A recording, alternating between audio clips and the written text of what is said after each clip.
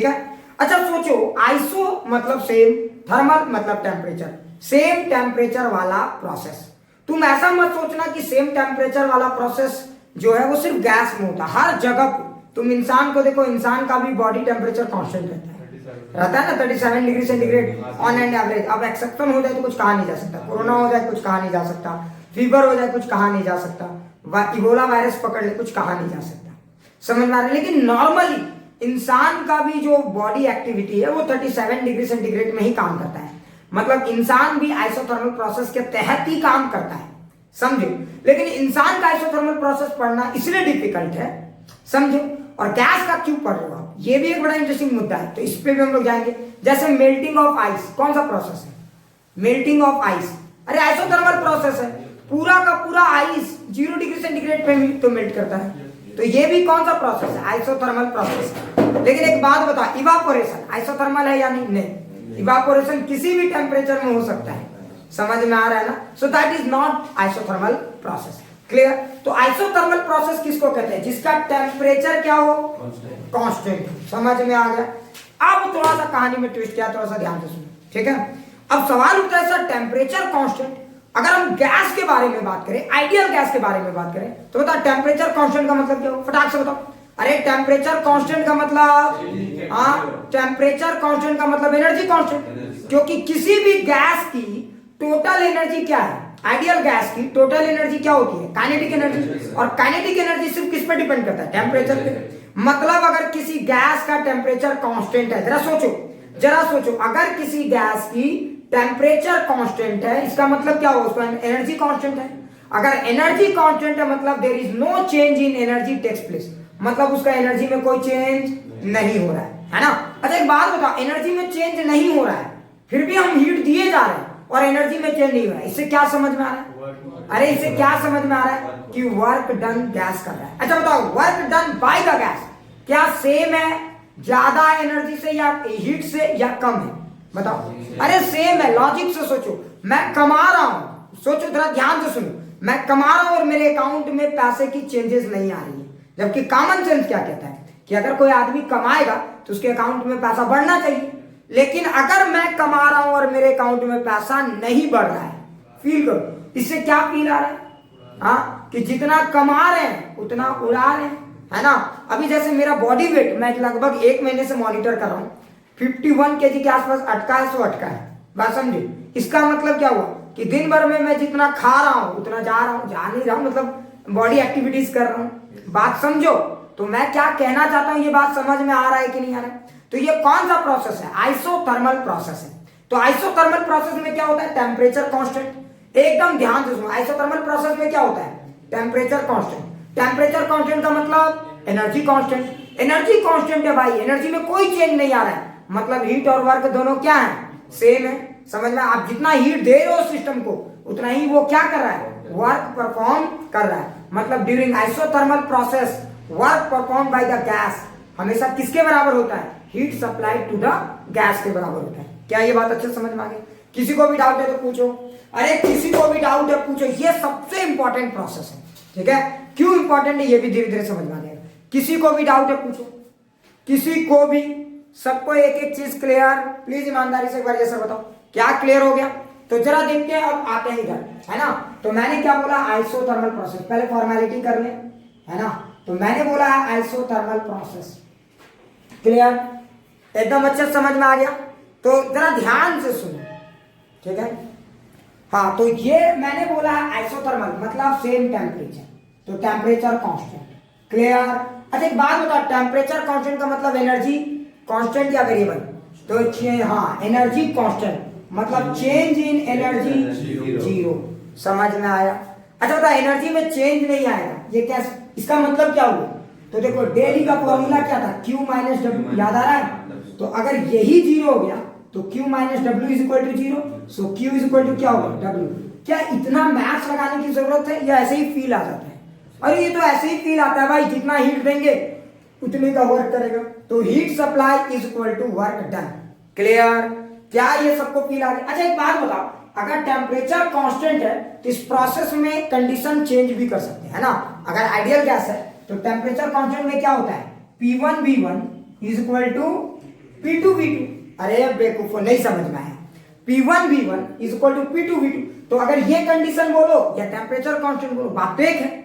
अरे अब बात तो एक है, घुमा फिरा के बात कर रहे हैं। समझ में आया कि नहीं आया? मतलब आइसोथर्मल प्रोसेस में क्या होता है, जरा फील करना। अगर कोई गैस एक्सपेंड कर रहा है आइसोथर्मली, तो गैस का प्रेशर और वॉल्यूम कभी भी आप निकालोगे, ठीक है, तो प्रेशर चेंज होगा, वॉल्यूम चेंज होगा, but pressure and volume are changing in such a manner that their product always remain constant. और याद करो 3/2 पीवी भी होता है एनर्जी का फॉर्मूला, है ना? तो एनर्जी के फॉर्मूले को दो तरीके से लिख सकते हो, पीवी के प्रोडक्ट में भी या टेम्परेचर के प्रोडक्ट, टेम्परेचर के टर्म्स में। क्लियर? क्या एकदम अच्छे समझ में आ गया आइसोथर्मल प्रोसेस क्या होता है? अभी तक 3 प्रोसेस मैंने एकदम बता दिया है। क्लियर? एक बार फिर से समझो, फिर से समझो, एकदम आराम से देखना। अच्छा एक बात बताओ, अगर मैंने किसी सिस्टम को हीट दिया और इसने कुछ भी वर्क नहीं किया, ये कौन सा प्रोसेस था? फटाक से बताओ। हीट दिया और इसने कुछ भी वर्क परफॉर्म नहीं किया, ये कौन सी प्रोसेस थी? अरे फटाक से बताओ। आइसोकोरिक। बहुत अच्छे। अच्छा मैंने हीट दिया और इसने कुछ लिमिटेड अमाउंट में वर्क परफॉर्म किया, ये कौन सी प्रोसेस? अरे ये कौन सी? कुछ किया है जो हीट से कम है, आइसोबैरिक। एकदम क्लियर? अच्छा जरा सोचो, मैंने जितना हीट दिया इसने उतना वर्क परफॉर्म किया, बताइए कौन सा प्रोसेस? मैंने जितना हीट दिया इसने उतना वर्क परफॉर्म किया, ये कौन सा? आइसोथर्मल। बहुत अच्छे, बहुत अच्छे। अब समझ में आ गया ना 3 प्रोसेस। अच्छा अब जरा सोचो, बताओ चेंज इन एनर्जी किस में होगा, पहले में, दूसरे में या तीसरे में? चेंज इन एनर्जी किस में होगा, पहले में, दूसरे में या तीसरे में? अच्छा बताइए चेंज इन एनर्जी किस में होगा? हाँ सेकंड में। फटाक से बताइए चेंज इन एनर्जी किस में होगा, पहले में, दूसरे में या तीसरे में? अरे बेवकूफो, चेंज इन एनर्जी पहले में भी होगा, क्योंकि हीट ले रहा है तो एकदम बमबमा के एनर्जी बढ़ेगा ना। अरे हीट ले रहा है तो बमबमा के एनर्जी बढ़ेगा ना, तो पहले में एनर्जी बढ़ेगा और दूसरे में भी बढ़ेगा। तो चेंज इन एनर्जी इसमें भी होगा, इसमें भी होगा। क्लियर? लेकिन चेंज इन एनर्जी इसमें नहीं होगा। अच्छा एक बात बताओ, चेंज इन एनर्जी यहां होगा, यहां होगा, है ना? और चेंज इन एनर्जी यहां नहीं होगा। अच्छा एक बात बताओ, दोनों में सबसे ज्यादा तेजी से चेंज इन एनर्जी का होगा अगर सेम हीट देंगे तो? अरे दोनों में सबसे ज्यादा तेजी से चेंज इन एनर्जी का होगा तो पहले वाले में। अरे क्लियर? सबसे ज्यादा तेजी से चेंज इन एनर्जी का होगा पहले वाले में। तो देखो बमबमा के चेंज हो रहे हैं। क्लियर ना? अच्छा बताओ इसमें क्या हो रहा है? चेंज इन एनर्जी उतना बमबमा के नहीं हो रहा है। क्लियर? तो देखो ये एकदम अच्छे से समझ में आ गया। अब मेरे दिमाग में एक सवाल उठता है कि सर आइसोथर्मल प्रोसेस क्यों खास है? क्लियर? ये वाला प्रोसेस खास है। अच्छा आप कैपेसिटी का बात करो तो इसके कैपेसिटी ज्यादा है। इस प्रोसेस के कैपेसिटी को क्या कहते थे? सीवी, एक कहते थे सीपी, और इसको क्या कहेंगे? सीआई, मतलब आइसोथर्मल पीरियड। ठीक है? अच्छा एक बात बताओ, सबसे ज्यादा कैपेसिटी किसकी होगी यहाँ पे? बताओ सीवी, सीपी या सीआई? लॉजिकली बताओ सबसे ज्यादा कैपेसिटी किसकी होगी? सीवी, सीपी या सीआई? फील करके बताओ ज्यादा कैपेसिटी किस प्रोसेस की होगी? किस प्रोसेस में तुम हीट दोगे, किस प्रोसेस में तुम हीट दोगे और capacity change in temperature detect कर पाओगे? किसमें? सीपी, सीवी या सीआई? किस प्रोसेस की कैपेसिटी सबसे ज्यादा होगी? फील करके बताओ।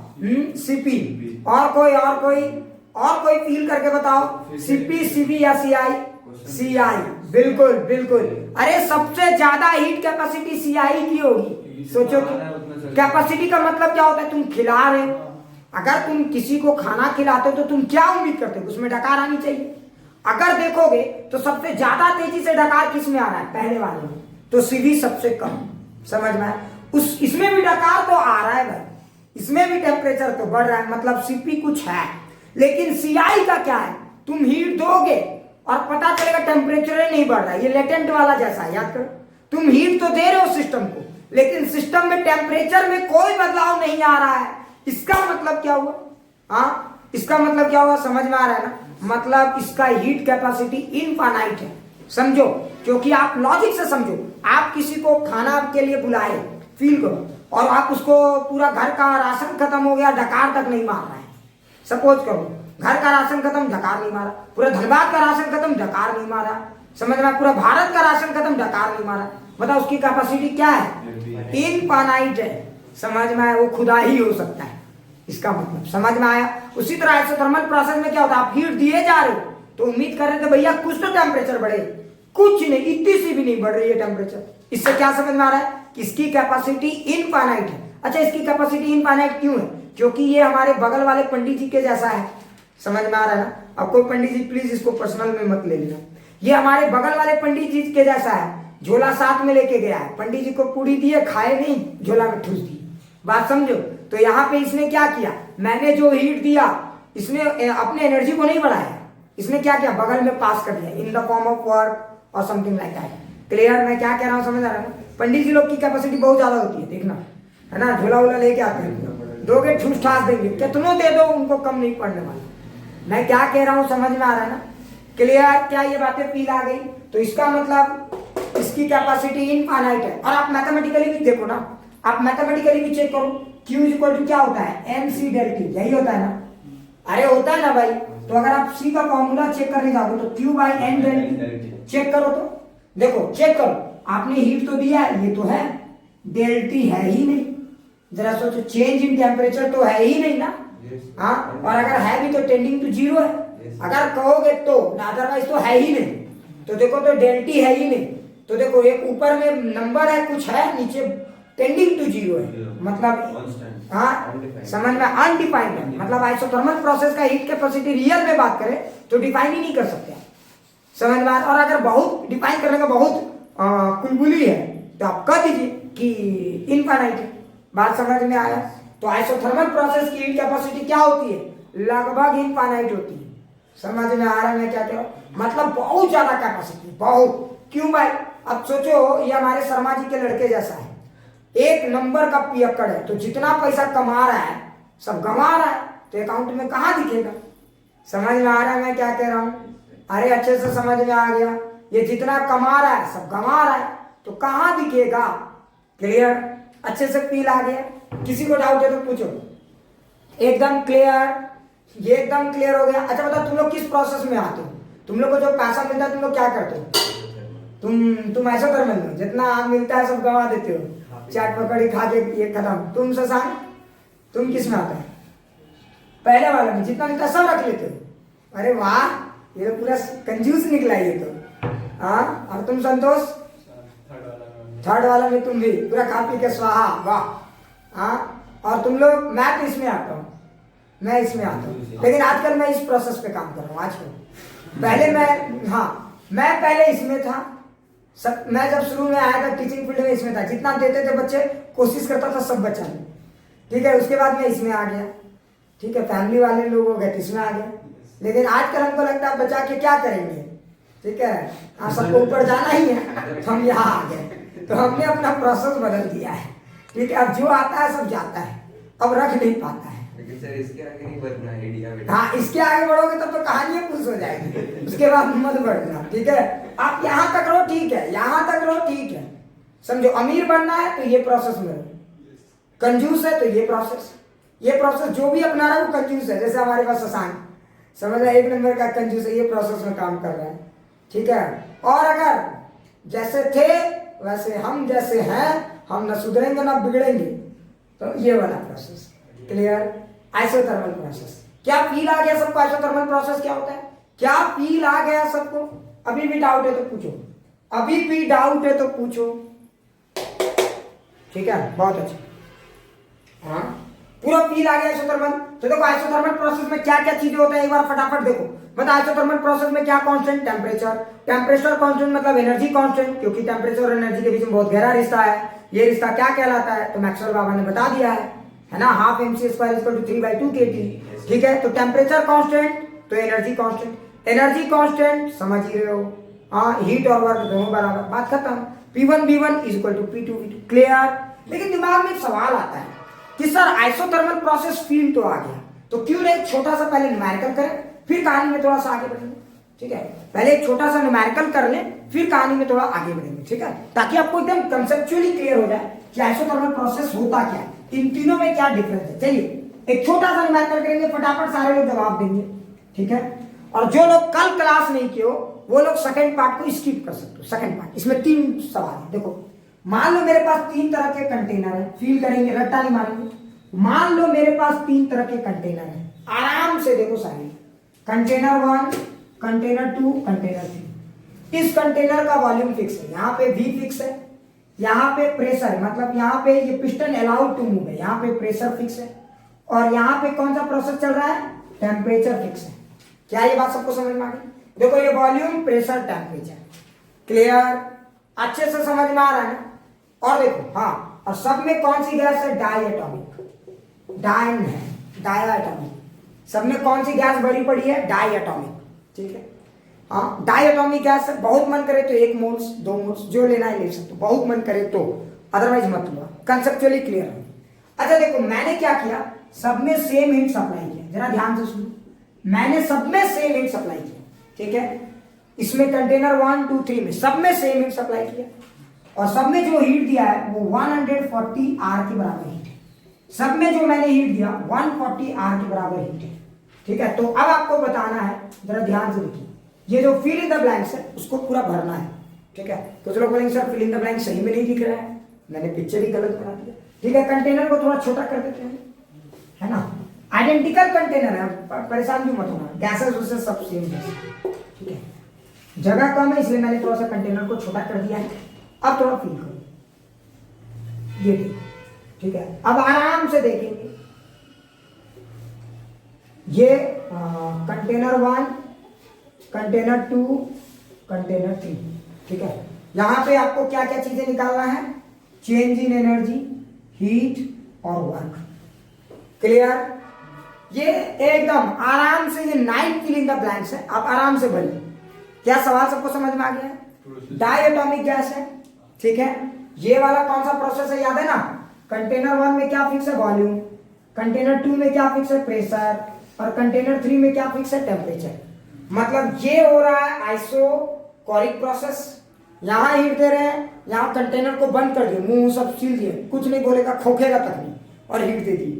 यहाँ कंटेनर को बोले तू खोखेगा एटमॉस्फेयर में, तो यहाँ हीट दे दी, और यहाँ पे बोले खोखना है, लेकिन इस तरह से खोखना है कि टेम्परेचर नहीं बढ़ाना है, तो ये आइसोथर्मल प्रोसेस है। अब बताओ कि ये फिल इन द ब्लैंक्स में कैसे फिल करोगे? हाँ डायएटॉमिक गैस। चलिए सारे लोग फटाफट सॉल्व करो, 9 फिल इन द ब्लैंक्स भरने हैं, फटाफट बताओ।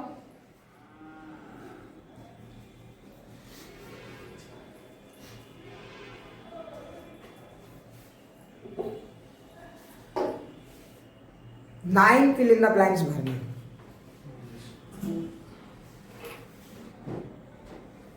हो गया, ठीक है। सब लोगों ने भर दिया, अरे कुछ गधेड़े हैं, कुछ लोग बोल रहे सब पते नहीं चल रहा है क्या भरना है, आराम से देख, आराम से देख। अच्छा बताइए कौन सा प्रोसेस है, फटाक से बताओ, अरे ये कौन सा प्रोसेस है, आइसोकोरिक, कम से कम ये सब का तो फटाफट भर। तो वर्क डन भैया ने तो 0 किया, क्योंकि यहाँ वर्क डन तो होता ही नहीं है ना भाई, यहाँ वर्क डन होता ही नहीं आइसोकोरिक प्रोसेस में, तो वर्क डन हो गया 0। अच्छा वर्क डन 0, हाँ बिल्कुल 0। अच्छा बताओ इसका मतलब जितना हीट दिए सब कहाँ गया, तो Q तो सब में 140 आ रही होगा ना, तो कम से कम अगर ये भी नहीं भर पा रहे हो ना, तो एक बार गंगा स्नान जरूर कर लो, पिछले जन्म का पाप इस जन्म तक कैरी हो रहा है। अगर ये भी नहीं भर पाए तो गंगा स्नान की सख्त जरूरत है, सख्त। अभी उठो, क्लास में और जाओ गंगा स्नान कर ही लो, ठीक है। तुम भी नहीं भरा था, बहुत अच्छे। अरे बेवकूफ हीट तो हम दे ही दिए थे, हाँ बुड़बक बनाए थे ये 3, समझ में आया कि नहीं आया? तो 140 आर सब में हीट दिया गया है, heat given to the system. अच्छा तो गंगा स्नान कर लो, करके आ गए सब लोग, बहुत अच्छे। अब बताओ यहाँ इसने वर्क किया 0, तो बताओ ये वाली वैल्यू कितनी होगी? अरे जितना हीट दिए कोई वर्क तो किया नहीं, तो बताओ सारी हीट कहाँ चली गई, चेंज इन एनर्जी। तो बताओ सारी की सारी हीट यहाँ चेंज इन एनर्जी में क्या दिखेगा? अरे फटाक से बताओ, चेंज इन एनर्जी में क्या दिखेगा? हाँ 140 आर, समझना। तो चेंज इन एनर्जी। अच्छा आप आ जाओ इधर, ठीक है। इसमें थोड़ा सा मैं मानता हूँ कि मेहनत लग सकता है, इसमें मैं मानता हूँ, तो कम इसमें तो मेहनत नहीं लगेगा ना, तो बताओ इसमें कैसे भरेंगे, फटाक से बताओ। अरे फटाक से बताओ, तो तेरा ध्यान से देख, तो ये है आइसोथर्मल प्रोसेस, तो आप जितना हीट दिए सबका तो ये वर्क कर दिया ना भाई, तो चेंज इन एनर्जी याद करो, isothermal same temperature same energy, मतलब चेंज इन एनर्जी 0, मतलब इस सिस्टम का एनर्जी में कोई बदलाव नहीं आया, ये तो 0 होना है ना भाई, जरा ध्यान से। तो चेंज इन एनर्जी 0, तो बताओ जितना हीट आपने दिया सारा कहां गया, बोलो work done by the system में कह रहा, अब समझ में आया। तो all heat is converted into work, so जितना हीट सप्लाई के सब वर्क, तो दैट इज 140। तो मुझे नहीं लगता कि ये आइसोथर्मल आइसोबैरिक का उल्टा है।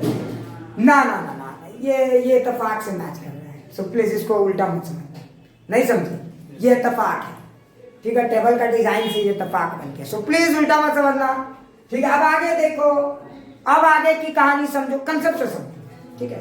ट्रिक मत लगाओ, उल्टा सीधा ऐसा नहीं कुछ, ठीक है। अब आगे की कहानी सुनो। अच्छा बताओ, ये वाला कैसे निकालेंगे फटाक से बताओ। कौन सी गैस है ये? डायन, याद है? तो डायन का रेशियो याद है? डायन का रेशियो याद है 752, है ना। अब कुछ लोग बोलते हैं सर डायन के रेशियो पे सवाल आते हैं। आज मैं आईआईटी का प्रीवियस ईयर बुक भी लेके आया हूं, कुछ लोगों को डाउट होता है। एक चीज याद रखना, जब भी जिसके पास भी पढ़ो फुल फेथ से पढ़ो। टीचर बड़ा नहीं होता, टीचर के प्रति आपका जो विश्वास होता है ना वो बड़ा होता है, हमेशा ध्यान रखना। रिजल्ट हमेशा स्टूडेंट करते हैं, टीचर नहीं करता है, ये गलत फहमी के लोग सिखा रहे हैं। समझ में आ रहा है सर? ठीक है। तो जरा ध्यान से देख, जरा ध्यान से देख, तो जितना भी हीट हम देंगे, समझ में आ रहा है? तो 140 आर, जरा फील करेंगे तो 140 आर, तो बता 140 आर को क्या करेंगे? अब समझ में आ रहा है? तो बता ये कितने के रेशियो में जाएगा? 752, है ना। तो 752 याद है ऐसे, 752, इससे ज्यादा फील आता है, ऐसे भी देने से थोड़ा सा 752। तो 140 का मतलब यहाँ 20 से मल्टीप्लाई हो, तो यहाँ भी 20, यहाँ भी 20, मतलब बताओ work done by the gas कितना? तो 40 आर। समझ में आया? Work done by the gas कितना? 40 आर। अच्छा, work done by the gas हो गया 40 आर। बताओ change in energy of the gas कितना? 100 R. So change in energy of the gas is basically your 100 R. So ये हो गया पूरी कहानी। अब देखो मजा आ गया, है ना। क्या ये पूरा फिल इन द ब्लैंक अच्छे से समझ में आ गया? एकदम देखो, कहीं भी दिक्कत है क्या? ऐसा लग रहा है कि कहीं फॉर्मूला रटना है? ऐसा किसी को लग रहा है कि कहीं एक शब्द रटना है? देख लो पूरी कहानी। क्या किसी को ऐसा महसूस हो रहा है? बिल्कुल नहीं, एकदम अच्छे समझ में आ गया ना। हाँ, इंप्रूवमेंट दिख रहा है केमिस्ट्री के रिगार्डिंग में, ठीक है। अब आगे बढ़ते। अब सवाल उठा सर ये सब चीज तो समझ गए, लेकिन अब मेरे दिमाग में एक सवाल है कि सर आइसोथर्मल प्रोसेस को लेकर, ठीक है ये सब तो समझ गए, लेकिन आइसोथर्मल प्रोसेस को थोड़ा और एलाबोरेटेड मैनर में समझेंगे। तो अगला टॉपिक हम लोग का क्या है? पोस्टमार्टम रिपोर्ट निकालेंगे। किसका? Isothermal process. क्लियर? तो मिटा दे अब, ये अच्छा समझ में आ गया सबको? पक्का? देख लो, किसी को भी डाउट? क्या और न्यूमेरिकल कराने की जरूरत है इस पे, या फील आ गया? क्या और न्यूमेरिकल कराने की जरूरत है या फील आ गया? क्या और कराने की जरूरत है? नो डाउट सर, बहुत अच्छे। और कराने की जरूरत है क्या? ये सब चीजें सीखो, यही बेसिक है। समझ में आ रहा ना? वो कराटे किड देखे हो ना, जितना बेसिक करोगे ना उतना जबरदस्त बनोगे। कुछ लोग हाईफाई के चक्कर में रहते हैं, तुम्हें भी थोड़ा देर में सब समझ में आ जाएगा। क्लियर? अब अगला टॉपिक है दिल मांगे more on what? Isothermal process, ठीक है। सबसे इंपॉर्टेंट लाइन है हमारा ये। तो पहले हम लोग ग्राफ को एनालाइज करते हैं आइसोथर्मल प्रोसेस में, ठीक है। सबसे पहले ग्राफिकल। तो देखो मैंने अभी बताया था आपको आइसोथर्मल प्रोसेस, आराम से समझेंगे, बहुत बहुत नहीं करेंगे, ठीक है, एकदम आराम से। बताओ इसमें क्या कांस्टेंट होता है? फटाफट बोलते रहो। अरे temperature constant, change in energy 0, heat is equal to 1। समझ में? Heat supply to the gas is equal to work done by the gas. Clear? अच्छा, अब जरा सोचो, अब जरा सोचो, अगर इसका ग्राफ देखोगे तो कैसा दिखेगा? तो देखो यहाँ पे क्या होता है, P और V प्रोपोर्शनल है ना। अरे टेम्परेचर कांस्टेंट मतलब PV कांस्टेंट। अरे PV is equal to nRT, तो N और R तो फिक्स है। अगर T कांस्टेंट तो PV कांस्टेंट, है ना। तो ये कंडीशन, मतलब अगर आपके पास जो कंटेनर, प्लीज लिखना मत, मान लो ये आपके पास कंटेनर है, फील करना, और इसमें गैस है, ठीक है। आप अगर इसमें हीट दे रहे हो, फील करते जाना, रट्टा मत मारना। अगर आप इसमें हीट दे रहे हो, ये कंटेनर तो एक्सपैंड करेगा। अरे करेगा ना एक्सपैंड। तो देखो बताओ क्या होगा ड्यूरिंग दैट प्रोसेस? तो वॉल्यूम तो बढ़ रहा है, लेकिन इसकी प्रेशर क्या होगी? घटेगी। समझ में आ रहा है? तुम किसी भी इंस्टेंट में वॉल्यूम और प्रेशर को देखोगे तो देखो, अगर मान लो ये वाला यहाँ आ गया, तो वॉल्यूम पहले ये था ना, ये वाला पार्ट वॉल्यूम था, अब ये वाला पार्ट वॉल्यूम हो गया। क्लियर? तो एक बात बताओ, इस प्रोसेस की क्या खासियत है? वॉल्यूम और प्रेशर का रिलेशनशिप बहुत ही जबरदस्त है ना। तो वॉल्यूम बढ़ रहा है तो प्रेशर क्या होगा? घटेगा। समझ में आ रहा है? और तुम किसी भी पॉइंट में, ये पॉइंट नोट करके याद रखना, बड़ा खतरनाक चीज है, किसी भी पॉइंट में पी और वी का प्रोडक्ट हमेशा कांस्टेंट होगा। पी और वी का प्रोडक्ट हमेशा क्या होगा? कांस्टेंट होगा। मतलब अगर तुम्हें कहीं वॉल्यूम पता है तो प्रेशर निकाल सकते हो, और प्रेशर पता है तो वॉल्यूम निकाल सकते हो। क्लियर? तो अगर इसका पूरा ग्राफ देखोगे तो पीवी कर्व कैसा दिखेगा, कोई मुझे बता सकता है? तो ये इसका पीवी कर्व है, प्रेशर इनटू वॉल्यूम कर्व।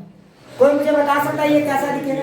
बताइए, स्ट्रेट लाइन, पैराबोला, हाइपरबोला, कैसा दिखेगा ये ग्राफ? कैसा दिखेगा? Straight line, parabola, hyperbola. ये ग्राफ कैसा? हाइपरबोला। ठीक है, ये ग्राफ रेक्टेंगुलर हाइपरबोला दिखेगा। तो हाइपरबोला ही समझ में, हाइपरबोला बोले, उसके अंदर 2-3 पार्ट है। तो ये ग्राफ कैसा दिखेगा? हाइपरबोला।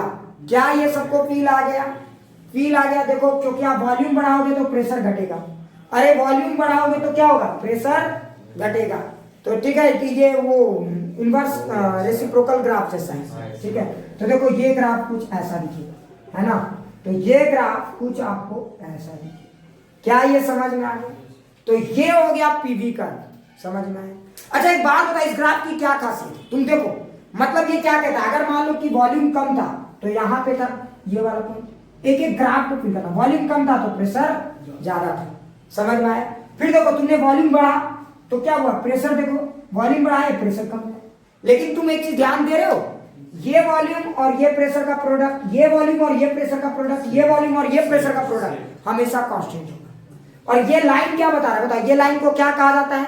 सेम टेम्परेचर वाला लाइन है ना? अरे भाई जरा ध्यान से सुन, रट्टा मत मार। अच्छा बताओ, ये पूरा ग्राफ देखोगे तो सेम टेम्परेचर पे ड्रॉ किया गया ना? अरे टेम्परेचर कांस्टेंट है ना भाई? तो ये ग्राफ सेम टेम्परेचर पे ड्रॉ किया गया है, इसलिए इस ग्राफ को क्या कहते हैं? आइसोथर्म्स। याद है? इस ग्राफ को क्या कहते हैं? आइसोथर्म्स। मतलब ये सेम टेम्परेचर लाइन है, एकदम आराम से समझना। कुछ लोग मुझे बोलते हैं सर आप बहुत बेसिक बताते हैं, जब तक बेसिक क्लियर नहीं करोगे ना तुम्हें कुछ भी समझ में नहीं आएगा, रटना नहीं। ये हमारा क्या? आइसोथर्म्स। अच्छा एक सेकंड, लिखना मत, कोई लिखना मत, समझो ये आइसोथर्म्स है। अच्छा ये आइसोथर्म्स है। अब सोचो, अगर मान लो 2 कंटेनर है हमारे पास, फील करना, रट्टा मत मानो। मान लो एक कंटेनर है, एक और कंटेनर है, ये वाला कंटेनर भी आइसोथर्मल प्रोसेस है, ये भी आइसोथर्मल, तो क्या दोनों का ग्राफ एक ही बनेगा? ना, ये कोई जरूरी नहीं है, ये इस बात पे डिपेंड करता है। मान लो ये वाला कंटेनर अगर 100 केल्विन पे हो रहा है और ये वाला भी 100 केल्विन पे, तब तो एक ही ग्राफ, समझो एक ही ग्राफ बनेगा। लेकिन अगर ये कहीं 200 केल्विन पे हो रहा है तो देखो, मान लो इसका टेम्परेचर फिक्स, मैंने क्या बोला था कि टेम्परेचर फिक्स, मान लो इसका टेम्परेचर हमेशा 100 केल्विन रह गया, तो ये भी एक आइसोथर्मल प्रोसेस है। और अगर ये 200 केल्विन पे ऑपरेट हो रहा है तो ये भी एक आइसोथर्मल प्रोसेस है। समझ में आ रहा है ना? जैसे समझ पाए मैं क्या कह रहा हूं? तो ऐसा हर कंटेनर अलग अलग टेम्परेचर पे आइसोथर्मल प्रोसेस तो कर ही सकते हैं ना भाई? तो मैं कैसे समझूंगा कि कौन सा ग्राफ किसका है? तो तुम देखो, ये हाईयर टेम्परेचर पे हो रहा है, तो हाईयर टेम्परेचर किधर होता है बताओ? इस आइसोथर्म्स के इधर या इधर? हाईयर टेम्परेचर इस साइड या इस साइड? फटाक से बताओ, हाईयर टेम्परेचर किधर होता है? अरे फटाक से बताओ, देखो फील आ जाएगा आपको। ये लाइन सबसे इंपॉर्टेंट, ये बाउंड्री लाइन है, ये लाइन बताता है कि किसी गैस का शोषण हो रहा है या नहीं। अब कुछ लोग बोलेंगे सर ट्रांजिएंट फिजिक्स में एक्स्ट्रा क्या है? यही पॉइंट्स, आप इसी के लिए पैसा पेड करते हो। अभी जो बताने जा रहा हूं उसी के लिए तुम पैसा पेड करो, और बाकी सब चीजें यूट्यूब में फ्री मिलता है। समझ में? स्लोप नहीं, अभी एक गजब की कहानी है, तुम ये चीज सोच भी नहीं सकते हमारे सिवाय, तुम ये चीज सोच भी नहीं सकते। और आईआईटी में यही से सवाल आता है, आईआईटी में यहां से नहीं आएगा, इसके बाद वाला जो पॉइंट बोलूंगा ना उसमें फील से सवाल आएगा। सो प्लीज आराम से देखना, जो लोग मिसिंग है, ये वाला पार्ट तो मैं एडिट सेक्शन से हटा देने वाला हूं। समझ में आ रहा है? ये पार्ट तो मैं, जो लोग लाइव करते हैं उनको कुछ तो एक्स्ट्रा फायदा मिलना चाहिए ना भाई, तो ये पार्ट तो मैं हटाने जाऊंगा। ये टाइमिंग कितने बजे का है? वो वीडियो का टाइमिंग देखो तो कितना है? 30 मिनट 58 सेकंड। 30 मिनट 58 लिखो तो 30 मिनट 58 सेकंड, ठीक है? हाँ, तो उसके आसपास वाले वीडियो को मैं ट्रिम कर दूंगा। ठीक है, अब आगे देखते हैं, पूरा कहानी को समझना। ठीक है, अब समझो। तो सवाल ये है कि सर ये भी एक आइसोथर्मल, ये भी एक आइसोथर्मल, ठीक है सर, लेकिन मैं कैसे समझूंगा कि कौन सा ग्राफ? तो तुम जानते हो, अगर आपने आइसोथर्म्स पढ़ा होगा तो ये वाला और ये वाला में कौन हाईयर टेम्परेचर लाइन है? ऊपर वाला, याद है? प्रूव कराए थे, हाईयर टेम्परेचर लाइन है। अब तुम बोलोगे सर कैसे पता चलेगा ये हाईयर टेम्परेचर लाइन? याद है? ना ना ना ना, एरिया नहीं, याद है? मैंने एक कंसेप्ट बताया था, अरे याद करो, TV is equal to NRT, याद आ रहा है? तो अगर ये पी वी कर्व है, जरा ध्यान से सुनो, फिर से ठीक से, तो तुम लोग केमिस्ट्री में क्या पढ़ा है? जब ये सब बट केमिस्ट्री में तब फिर क्या पढ़ा है? देख जरा ध्यान से सुन, ये सब तो वहां पढ़ना है, जरा ध्यान से सुन। अच्छा सोच, मैं कैसे जानूंगा कि ये हायर है यही है? तो देख काम करो, किसी एक को फिक्स करो, किसी एक को फिक्स कर दो। चलो एक काम करते हैं, प्रेशर फिक्स पे देखते हैं। इन दोनों गैस को सेम प्रेशर पे ले आओ, नहीं समझना है, दोनों गैस को सेम प्रेशर पे ले आओ। अच्छा काहे सर? दोनों गैस को सेम प्रेशर पे ले आओ, तो सेम प्रेशर पे लाओगे तो ये वाला लाइन आएगा। अब देखो कि दोनों गैस सेम प्रेशर पे है तो क्या सेम वॉल्यूम लेगा? ना, एक गैस कम वॉल्यूम लेगा, देखो, और एक गैस ज्यादा। मतलब ये हुआ कि दोनों गैस को अगर सेम प्रेशर पे ले आए तो एक गैस क्या लेगा? कम वॉल्यूम, और एक गैस ज्यादा वॉल्यूम। अब यहां चेक करो, जो गैस कम वॉल्यूम लेगा उसकी टेम्परेचर कम, और जो गैस ज्यादा वॉल्यूम लेगा उसकी टेम्परेचर ज्यादा। तो बता देखो, जो गैस ज्यादा वॉल्यूम ले रहा है तो ये वाला गैस ज्यादा वॉल्यूम पे है, और ये वाला गैस कम वॉल्यूम पे है। समझ में आ रहा है? मतलब ये हायर टेम्परेचर और ये लोअर टेम्परेचर है। क्या फील आ गया? मतलब जब भी तुम ग्राफ ड्रॉ करते हो, फील करो, जब भी तुम ग्राफ ड्रॉ करते हो ना, तो ये वाले लाइन दो, तो ये हायर है, ये लोअर और लोअर। क्या फील आ गया? क्या अभी भी समझ में आ गया या और समझाऊं? क्या एक एक चीज समझ में आ गया? तो तुम किसी भी गैस को क्या कर सकते हो? सेम वॉल्यूम पे लाके भी ऑपरेट कर सकते हो, या सेम प्रेशर पे लाके देख लो और इक्वेशन के हिसाब से सेटिस्फाई करो। क्या फील आ गया या और समझाएं इसको? फील आ गया या और समझाएं? देखो एक एक पॉइंट को डिस्कस करेंगे। मैंने बोला बहुत इंपॉर्टेंट क्लास है तो होना चाहिए। और समझाएं संतोष? और समझाए शशांक? या फील आ गया ये चीज? हाँ फील आ गया ना? क्लियर? जैसे टेम्परेचर बढ़ाएंगे वो ग्राफ ऊपर शिफ्ट होता है। हाँ बिल्कुल, जैसे जैसे टेम्परेचर बढ़ेगा ये ग्राफ ऊपर की तरफ शिफ्ट होगा।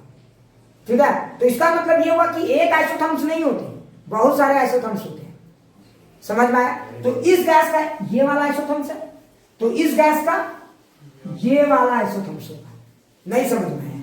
मतलब ये गैस इस तरह से कर रहा है तो ये वाला गैस इस तरह से। मान लो तुम्हारे पास 3 कंटेनर है, अलग अलग टेम्परेचर पे ऑपरेट हो रहे हैं, और तीनों आइसोथर्मल है, तीनों। ये भी 100 पे ही एक्सपेंशन मारा है, ये 200 पे, ये 300 पे। तो मुझे कैसे पता चलेगा? तो ये 100 वाला, ये 200 वाला, और ये कितने वाला? 300 वाला। मतलब हर टेम्परेचर के लिए एक आइसोथर्म। हाँ, हर टेम्परेचर का एक अलग आइसोथर्म्स होता है। नहीं समझ में आया? क्लियर? और किसी को कुछ डाउट? और किसी को कुछ डाउट? आयुष बाबा एक एक चीज समझ में आ रहा है? क्लियर? और ये पहचान पाओगे ना, बिना दिए भी पहचान में आना चाहिए, बिना दिए भी आपको समझ में आना चाहिए कि कौन हायर है कौन लोअर है। क्या ये समझ में आ गया? पक्का? हाँ देखो, अगर तुम बहुत ध्यान से देखेगा ना तो तुमको एक और बात समझ में आएगा। देखो अगर तुमको डाउट लगता है तो इसको तुम फील भी कर सकते हो। ध्यान से देखो, इसको अगर तुम्हें डाउट लगता है इसको तुम फील भी कर सकते हैं। कैसे? मैं बता रहा हूँ, जरा ध्यान से देखो। मैंने बार बार बोला, फिर से रिपीट कर देता हूँ। अगर तुम्हें जानना है तो PV is equal to NRT, कौन हायर में है, तो क्या करो, किसी एक को फिक्स कर दो। कंटेनर, तीनों कंटेनर मान लो 3 है, तीनों कंटेनर को एक कंडीशन में ले आओ। बोलो मैं कौन से कंडीशन में तीनों को ले आऊं? सेम प्रेशर में या सेम वॉल्यूम में? बोलो। तो एक काम करते हैं, तीनों को सेम वॉल्यूम में ले आते हैं, तीनों को सेम वॉल्यूम में, एकदम तीनों को सेम वॉल्यूम में ले आओ। सेम वॉल्यूम का मतलब तीनों यहाँ आ गए। देखो, नहीं समझे?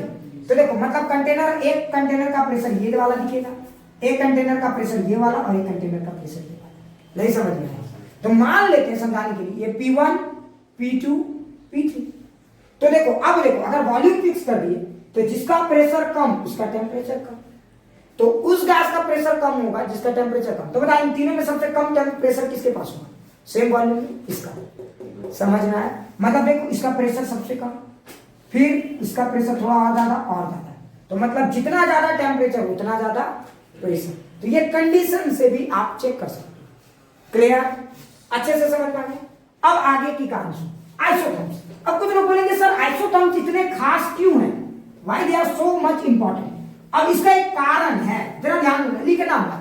ठीक है, अब मैं समझाता हूं। पता आइसोथर्म्स होता है बाउंड्री लाइन। क्या होता है आइसोथर्म्स? बाउंड्री। तुम्हें पता है दुनिया का हर गैस का आइसोथर्म्स ही सबसे मेन लाइन है। ठीक है, और आईआईटी इसी आइसोथर्म्स पे फोकस करता है। तुम जहां नहीं कर सकते ना, आईआईटी वहां नहीं। समझ में आ रहा है? अब मैं बताता हूं कैसे, दिखाता हूं तुम्हें, एक जादू दिखाता हूं। अच्छा सोच, ये अगर आइसोथर्म्स है, एक गैस की बात हुई, ये आइसोथर्म्स है, मतलब अब सोच गैस के साथ क्या हो सकता है? गैस के साथ 3 ही चीज हो सकता है, चाहे गैस को हम चूना लगाए, या गैस मुझे चूना लगाए, या हम लोग दोनों एक दूसरे को एडजस्ट कर लें, है ना? तो जरा सोचो, एक इमेजिन करो, गैस मुझे चूना लगा रहा है, इसका मतलब क्या हुआ? गैस की एनर्जी बढ़ रही है कि घट रही है? कोई आदमी मुझे चूना लगा रहा है तो उसकी एनर्जी बढ़ रही है कि घट रही है? अरे फील करो, उसकी एनर्जी बढ़ रही है। फील आया? फील आया? मैं क्या कर रहा हूं, उसकी एनर्जी बढ़ रही है। ऑब्वियस सी बात है, मतलब वो मुझसे ज्यादा हीट ले रहा है। फील करो, वो मुझसे क्या कर रहा है, ज्यादा हीट ले रहा है ना। अगर एक सिस्टम है, उसने हीट लिया और ये डब्ल्यू किया, मान लो अगर उसने मुझसे ज्यादा हीट ले लिया और कम वर्क किया तो उसकी एनर्जी बढ़ेगी कि घटेगी? बढ़ेगी। उसकी एनर्जी क्या होगी बोलो? अरे उसकी एनर्जी क्या होगी बोलो? बढ़ेगी कि घटेगी? उसकी एनर्जी बढ़ेगी। अच्छा एक बात बता, अगर उसकी एनर्जी बढ़ रही है तो वो इसी आइसोथर्म्स में रहेगा या वो दूसरे आइसोथर्म्स की तरफ मूव करना चाहेगा? अरे वो इसी आइसोथर्म्स में रहेगा या दूसरे आइसोथर्म्स की तरफ मूव करना चाहेगा? क्योंकि उसकी एनर्जी बढ़ रही है मतलब उसका टेम्परेचर बढ़ रहा है। अरे फील आ गया? उसकी एनर्जी बढ़ रही है मतलब उसका टेम्परेचर बढ़ रहा है, मतलब वो इस आइसोथर्म्स को छोड़कर दूसरे आइसोथर्म्स में जाना चाहेगा। समझ में आ रहा है? इसीलिए मतलब जो भी गैस, ध्यान से सुना, जो भी गैस जिसकी टेम्परेचर बढ़ती है वो इस इलाके को छोड़कर इधर की तरफ दिखते हैं, इधर की तरफ दिखते हैं। अब समझ में आया? अब समझ में आया? तो इस इलाके का मतलब हो गया Q is greater than W। समझ में आया? मतलब हमने हीट दिया गैस को लेकिन उसने कम काम किया। समझ में आया? और ये बाउंड्री लाइन है। इसमें क्या हुआ, अगर मान लो मैंने किसी गैस को सेम जितना हीट दिया उसने उतना वर्क किया, अब बोलो क्या होगा? अब बोलो क्या होगा? उसका टेम्परेचर कांस्टेंट या वेरिएबल? कांस्टेंट, मतलब वो इसी लाइन में रहेगा, Q is equal to W।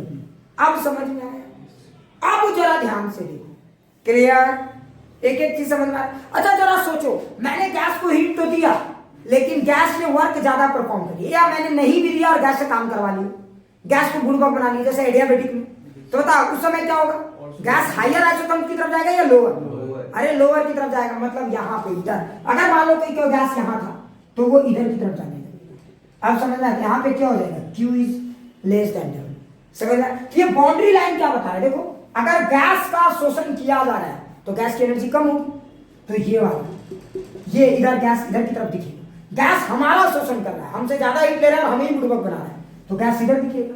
और गैस ईमानदार है, ना शोषण कर रहे हैं ना करने, जैसे हम लोग, हम इसी नीति पे चलते हैं, ना हमारा कोई शोषण करे ना हम किसी का करें। तो ये वाला समझ में आया? अरे आया कि नहीं आया? अगर तुम सावधान नहीं रहोगे, सावधान इंडिया, समझ में आ रहा है? आज 26 जनवरी में हम एक स्पेशल भाषण मारे, समझ में आ रहा? देश तो महान जरूर है लेकिन यहाँ के सारे लोग, समझ में आ रहा है, चोर है। समझ में आ रहा? 100 में से 99 बेईमान, फिर भी हमारा देश महान। समझ में आ रहा है? तो सावधान इंडिया, अगर तुम सावधान नहीं रहोगे इस देश में, तुम यहाँ पे हो ना, इधर आ जाओगे। तुम यहाँ पे हो, तुम लोग इधर आ जाओगे। समझ में आया? और अगर तुम धूर्त रहे तो तुम यहां से इधर आ जाओ। तो इंडिया में वो लोग, कौन लोग इधर दिखते हैं? जो चालबाज है, सारे लोग इधर दिखते हैं। जो थोड़े से सीधे साधे लोग इधर दिखते हैं। समझ में आया? और इस लाइन में रहना बड़ा मुश्किल है। समझ में आया? क्या क्लियर हो गया? एकदम अच्छे से फील आया? क्लियर? अब थोड़ी सी कहानी समझ, ठीक है? तो देख, ये वाला लाइन बड़ा खास है, समझ? अब जैसे तुम याद करो, तुम 3 प्रोसेस तो अभी तक पढ़ा चुके हैं, इतना तो फील, आइसोबेरिक, आइसोकोरिक और आइसोथर्मल। सोच, आइसोबेरिक में क्या होता था? फील करो, ग्राफ कैसा दिखता था? तो अगर ये प्रेशर और वॉल्यूम कर रहे, प्लीज रट्टा मत मारना, अगर ये प्रेशर वॉल्यूम कर रहे तो बता कैसा दिखता था ग्राफ? तो देखो, समझ में आया? तो प्रेशर इधर जाता था, देखो ये हायर आइसोथर्म्स था कि नहीं था?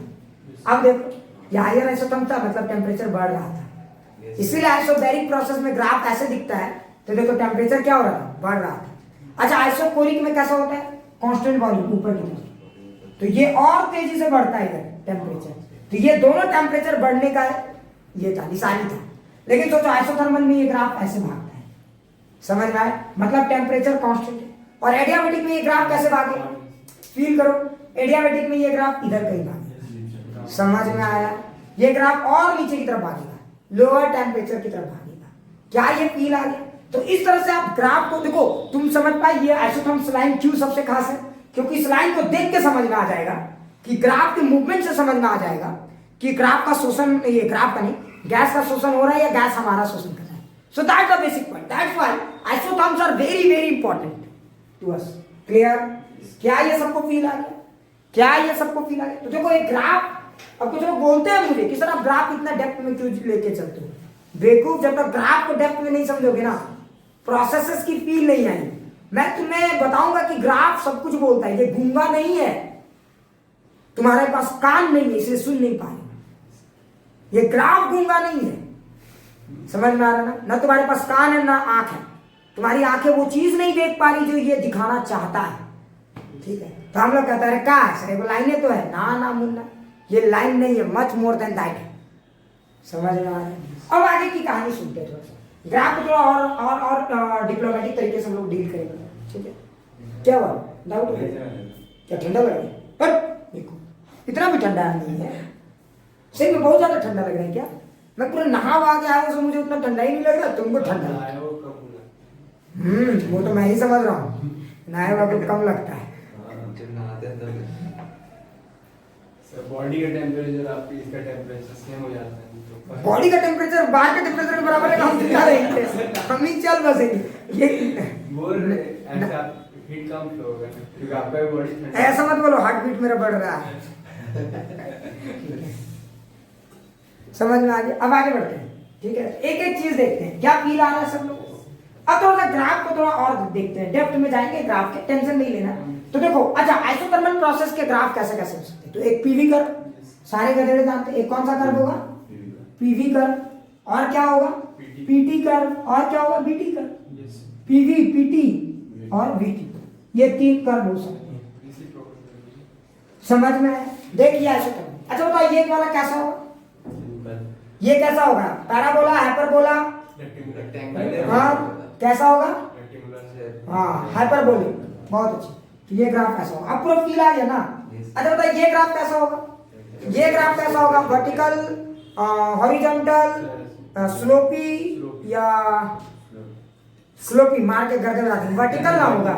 अरे सेम टेम्परेचर, टेम्परेचर कांस्टेंट है भाई, तो सब कुछ होगा। मान लीजिए 100 केल्विन पे, तो ये थोड़ी बदलेगा ना, टेम्परेचर इधर जाएगा ना इधर जाएगा, तो प्रेशर बदल सकता है, टेम्परेचर अलाउड नहीं। तो ये वाला अलाउड नहीं, ये मूवमेंट अलाउड नहीं समझना है। अरे आ रहा है कि नहीं ऐसा, ये ऊपर की तरफ अभी फिलहाल मान लीजिए, बाद में हाँ पहली बार ये देख, ठीक है। अच्छा देखो वॉल्यूम और टेम्परेचर में कैसा ग्राफ होगा, फटाक से बताओ, वॉल्यूम और टेम्परेचर में कैसा ग्राफ होगा। अरे इसका भी वर्टिकल ही होगा, टेम्परेचर में वर्टिकल ही होगा, ठीक है। तो टेम्परेचर वर्टिकल, लेकिन एक सेकंड, ये तो ऊपर गया तो वो कैसा होगा। अगर ये ऊपर ड्रॉ किए हैं, अगर ये नीचे भी कर सकते थे, लेकिन अभी फिलहाल अगर इसको मैंने ऊपर की तरफ ड्रॉ किया तो वो ग्राफ कैसा होगा, वॉल्यूम बढ़ेगा कि घटेगा, कॉमन सेंस है, नॉनसेंस लगा नीचे की तरफ ना, क्योंकि जब प्रेशर बढ़ रहा है तो वॉल्यूम घट रहा है ना। अरे कॉमन सेंस लगा रहा, नॉनसेंस। तो वर्टिकल डाउनवर्ड, ये ग्राफ कैसा होगा, वर्टिकल डाउनवर्ड। अब फील आ गया, अब फील आ गया। तो देखो याद रखना है, ग्राफ्स आपको फील आने चाहिए, देख के समझ में आना चाहिए कि कौन सा ग्राफ कैसा है, ठीक है। सर, हाँ सर डायरेक्शन मतलब बताना जरूरी होता है कि बस ऐसे ही बस लाइन ड्रॉ कर नहीं नहीं, डायरेक्शन नहीं बताओगे तो कैसे पता चलेगा कि एक्सपेंशन प्रोसेस है या कंप्रेशन। अभी तो हम गेम को समझाने के लिए सिर्फ एक्सपेंशन लिए हैं, लेकिन साइक्लिक में जब जाएंगे तो पता चलेगा वहां कंप्रेशन भी पढ़ना पड़ता है। गैस कंप्रेस भी तो होता है साइक्लिक में, तो पता कैसे चलेगा कि गैस एक्सपेंड कर रहा है कि कंप्रेस हो रहा है, तो वो आगे डिस्कस करेंगे। इसलिए ग्राफ का एरो इंपॉर्टेंट रोल प्ले करता है। जैसे इस ग्राफ को देख के क्या समझ में आ रहा है, देखो वॉल्यूम क्या हो रहा है, देखो यहाँ पे प्रेशर बढ़ रहा है तो वॉल्यूम घट रहा है। लेकिन अगर तुम मान लो इसका उल्टा बनाते, ऐसे मान लो ये प्रेशर घट रहा है तो बता वॉल्यूम क्या होता है, फिर बता। हाँ वॉल्यूम बढ़ता है, क्या ये बात समझ में। तो इसके लिहाज से देखो, अगर अभी यहाँ एरो मैंने नहीं दिया था, मैं भी बहुत चालबाज इंसान हूँ, एरो नहीं दिया था, अब एरो देखो। अगर अब इस पूरे के साथ मैच करोगे, पूरे प्रकरण के साथ, तो कैसा एरो होना चाहिए, देखो वॉल्यूम बढ़ रहा है तो ऐसा वाला ग्राफ, ये एरो ऐसे जा रहा है, समझो, मतलब वॉल्यूम बढ़ रहा है प्रेशर घट रहा है।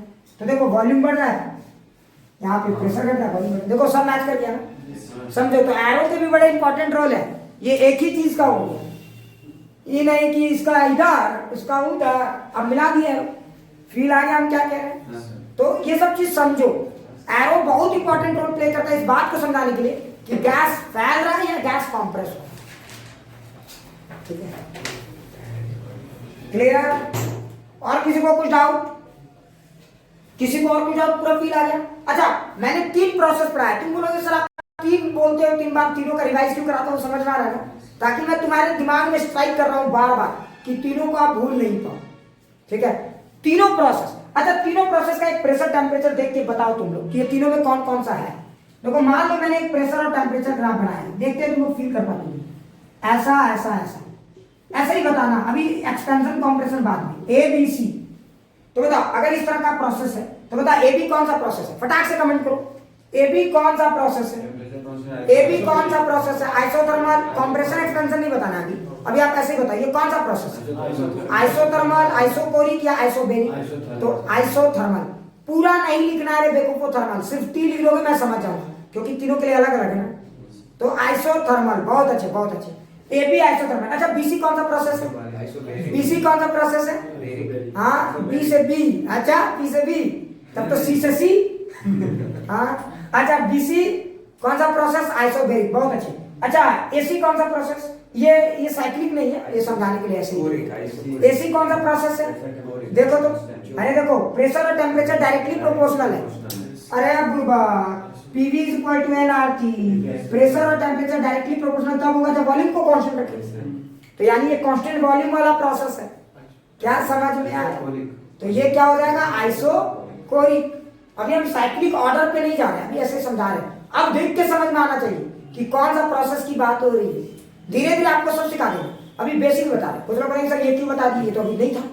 अरे रिवीजन हुआ ना भाई, समझ, अब समझ में आ रहा है। तो एक एक चीज क्लियर। अच्छा, अब मेरे दिमाग में एक और सवाल आ रहा है, जरा ध्यान से सुनो। मेरे दिमाग में एक और भी बहुत ही अच्छा सा सवाल आ रहा है कि सर ये ग्राफ तो समझ गए है ना, लेकिन अब दिमाग में एक सवाल आ रहा है कि sir work done by the gas कैसे निकलेगा? अच्छा बताओ, work done by the gas निकालने के लिए कौन से कर्व को ज्यादा तरजीह देते हैं? Work done by the gas, कौन से गैस को, कौन से कर्व से हमें डायरेक्ट समझ में आता है? कौन से कर्व से डायरेक्ट? PV curve. अब समझ में आया पीवी कर्व क्यों खास है? क्योंकि पीवी कर्व से टेम्परेचर भी दिखता है, एनर्जी भी उससे डायरेक्ट रिलेट हो सकता है, वर्क डन भी डायरेक्ट रिलेट हो सकता है। That's why PV curve is very very important. समझ में आया? इसीलिए आप कोई भी किताब देखो, पहले पीवी कर्व भी बनाता है, तब फिर दूसरे कर्वों को वो फॉलो करता है। नहीं समझ में? बाकी दूसरे कर्व क्या है? हाँ, पीवी कर्व में हर इंफॉर्मेशन मिल जाएगा, हर तरह की इंफॉर्मेशन मिल जाएगी। मैं आपको प्रूव करके दिखा दूंगा। ठीक है। और सर आइसोकोरिक में पीटी बहुत इंपॉर्टेंट करता है? नहीं, अरे पीवी से सब पता चल जाता है, उसमें आइसोकोरिक आइसोबेरिक सब कवर होता है, तो क्यों टेंशन लेना? और वर्क डन भी दिखता है। और पीटी में क्या होगा? वॉल्यूम वाला पता ही नहीं चलेगा, वर्क डन का सही आइडिया नहीं लगेगा, क्योंकि जब तक वॉल्यूम को नहीं देखोगे वर्क डन का आइडिया कैसे लगेगा? अब आ जाओ आइसोथर्मल प्रोसेस। ठीक है, रट्टा नहीं मारना, एक एक चीज फील करना है। देखो, मैं बहुत स्लोली पढ़ा रहा हूँ और बहुत ही एलाबोरेटेड मैंने एक एक चीज डिस्कस करते जा रहा हूँ। नहीं अब सोचो, नहीं तो आइसोथर्मल प्रोसेस 15 मिनट में खत्म होता है।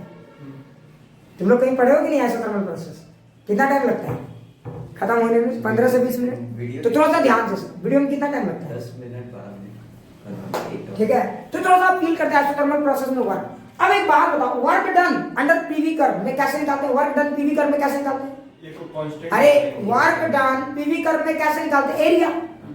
अरे बेवकूफो, एरिया को देख के पीवी कर्व, अरे पीवी कर्व में एरिया देखोगे वर्क डन का पता चल जाएगा। बहुत अच्छे, लेकिन यहाँ पे एक समस्या है, आइसोकोरिक में तो कोई वर्क नहीं होता था, आइसोबेरिक में आसान क्यों लगता था? क्योंकि ऐसा होता था, तो एरिया निकालने में मजा आता था। ये वाला एरिया समझ में आया? ये वाला रेक्टेंगल लेंथ इनटू ब्रेथ, बड़ा मजा आता था, है कि नहीं? तो यहाँ आसान था एरिया निकालना। लेकिन एक बात जरा देखो तो यहाँ क्या इतना आसान है? जरा ध्यान से देखो तो क्या ये इतना आसान है? नहीं। क्यों नहीं आसान है? क्योंकि ये रेक्टेंगल तो है नहीं। अरे ये रेक्टेंगल तो है नहीं। फील करना, रट्टा मत मारना, एक एक चीज समझाऊंगा तो तुम ध्यान से देख। ये रेक्टेंगल हमारा है नहीं, है ना? तो कैसे निकालेंगे इसका एरिया बताओ? तो तुम भी जानते हो, अगर कर्व कुछ इस तरह का हो तो उसका एरिया इंटीग्रेशन, याद है? उसका एरिया इंटीग्रेशन क्या? दुनिया के सारे रेक्टेंगल्स को जोड़ दे। हाँ, बहुत अच्छे। यहाँ पे करोड़ों रेक्टेंगल्स बन सकते हैं। तो दुनिया के जितने भी, दुनिया के नहीं को समझ में आना, अरबों खरबों रेक्टेंगल मिलके कोई भी शेप दे सकते हैं, याद है ना? हाँ, तो क्या अब मेरे दिमाग में एक सवाल आ रहा है कि सर इसका एरिया कैसे निकालेंगे, है ना? मान लो कि हमारा गैस, प्लीज रट्टा मत मारना, एक एक चीज समझाऊंगा। मान लो कि हमारा गैस का वॉल्यूम था V1, ठीक है? मेरे गैस का वॉल्यूम था V1, मैंने हीट भी दे दिया। अब हीट दे रहे हैं तो क्या होगा, वॉल्यूम एक्सपेंड करेगा। हीट देंगे तो इसके मॉलिक्यूल्स की रफ्तार बढ़ेगी, मॉलिक्यूल्स की रफ्तार बढ़ेगी तो वो क्या करेगा, पिस्टन को पिट के ऊपर कर देंगे, तो पिस्टन क्या हो जाएगा, ऊपर आ जाएगा, है ना। तो अगर तुम देखोगे तो पिस्टन ऊपर आ गया तो नया वॉल्यूम हो गया V2। तो इस पूरे गेम के दौरान ध्यान से देखो, पूरे गेम के दौरान प्रेशर बदला है, क्योंकि वॉल्यूम में जिस तरह से चेंज आई है प्रेशर बदला है ना भाई। अरे प्रेशर बदला है, ध्यान से समझने की कोशिश करो। मतलब अगर यहाँ पे कर्व को देखोगे तो मान लो कि अगर गैस का वॉल्यूम था पहले V1 और एक्सपैंड किया तो ये V1 था, मतलब यहाँ ये वॉल्यूम था। अगर गैस एक्सपैंड करके V2 पर पहुंच गया मतलब ये वाला, नहीं समझ में। तो देखो प्रेशर पहले क्या था P1 और ये कंप्रेस हो गया, कितना प्रेशर हो गया P2। ये बात समझ में आ गई, आया कि नहीं आया। तो देखो यहाँ पे वॉल्यूम बढ़ा है तो प्रेशर घटा है। क्या एक एक चीज फील आ गई, क्या एक एक चीज सबको समझ में आ रहा है, प्लीज यस सर बोल दो एक बार, पूरा फील आ रहा है, ज्यादा टफ में नहीं पढ़ा रहा हूँ शशांक। हाँ तुम लोग आयुष बाबा टफ टफ, बहुत अच्छे बहुत अच्छे। अब थोड़ा फील कर, थोड़ा अब और फील कर, देख मजा आएगा साइंस को देख।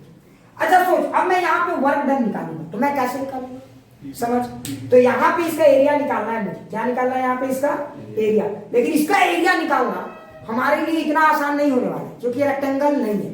तो मैं क्या करूंगा, अरे मैं क्या करूंगा, हाँ इंटीग्रेशन का सहारा लूंगा। क्यों, अच्छा ध्यान से सुनो। मान लो कि कंटेनर इतने बड़े वॉल्यूम है, इतना बड़ा वॉल्यूम है, सोचो, और ये एक्सपैंड करके यहां तक किया है, ध्यान से देखो कैमरे का रेंज में आना चाहिए। तो इतना वॉल्यूम है, ये एक्सपैंड करके यहां तक गया, तो यहां से जब ये यहां तक एक्सपैंड किया तो ये इसका डिस्प्लेसमेंट है पिस्टन का। अरे पिस्टन का डिस्प्लेसमेंट है भाई। अच्छा ये पिस्टन को किसने डिस्प्लेस किया, गैस ने। गैस के मॉलिक्यूल ही जा जाके टकरा टकरा के पिस्टन को बोल रहे थे भैया तू खिसक। अच्छा एक बात बता, गैस के molecule during that process same force लगा रहे थे या अलग अलग, सेम फोर्स या अलग अलग during that process, same force या अलग अलग। जब ये पिस्टन मूव कर रहा था तो गैस के मॉलिक्यूल्स इस पिस्टन में सेम फोर्स लगा रहे थे या अलग अलग, मार के गर्दा उड़ा देंगे। सेम फोर्स लगाते तो प्रेशर भी सेम होता ना।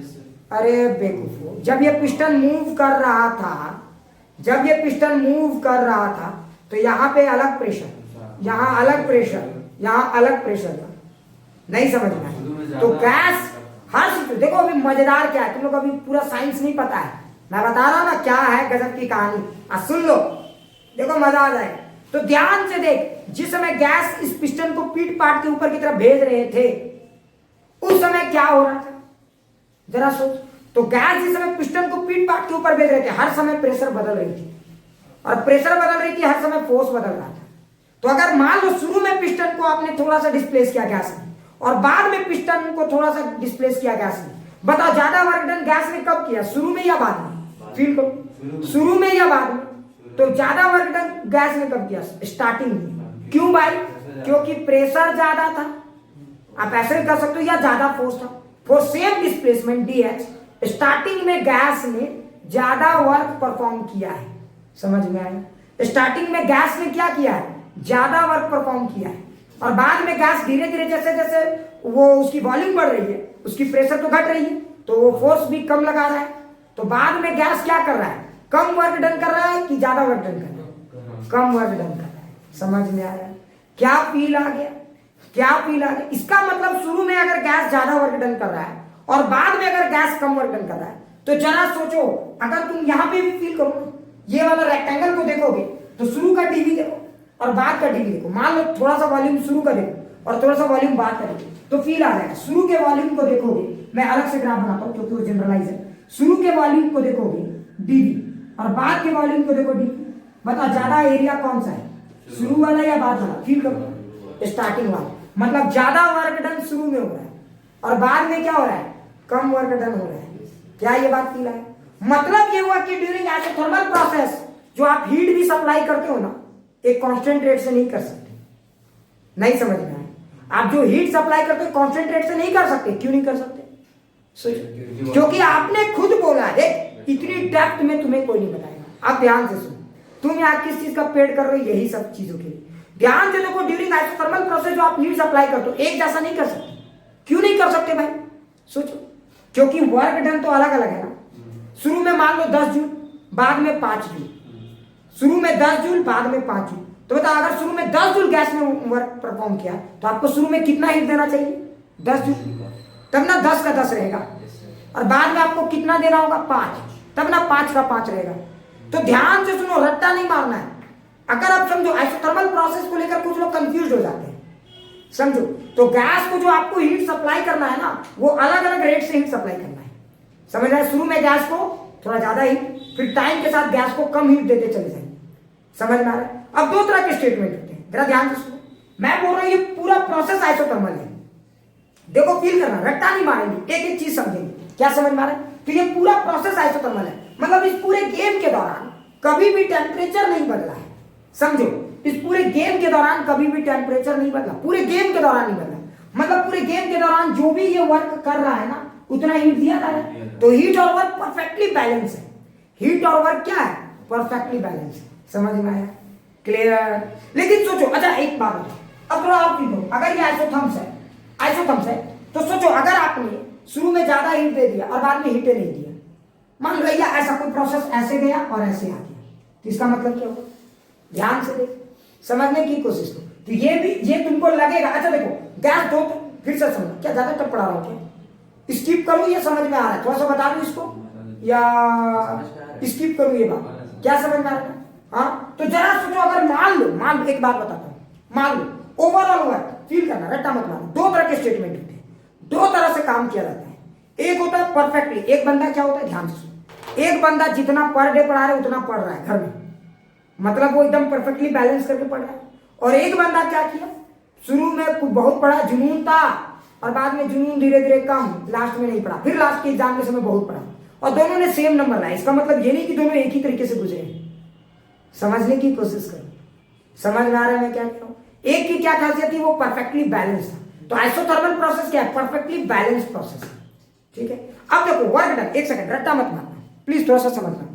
मान लो 2 गैस को हम लोग लेते हैं एग्जाम्पल के लिए, 2 गैस को लेते हैं, इसने भी वर्क डन परफॉर्म किया 60 जूल, और इसने भी वर्क डन परफॉर्म किया 60 जूल, इसको भी मैंने हीट दिया 60 और इसको भी मैंने हीट दिया 60। तो बताओ दोनों की इनिशियल और फाइनल टेम्परेचर सेम होगी कि अलग होगी?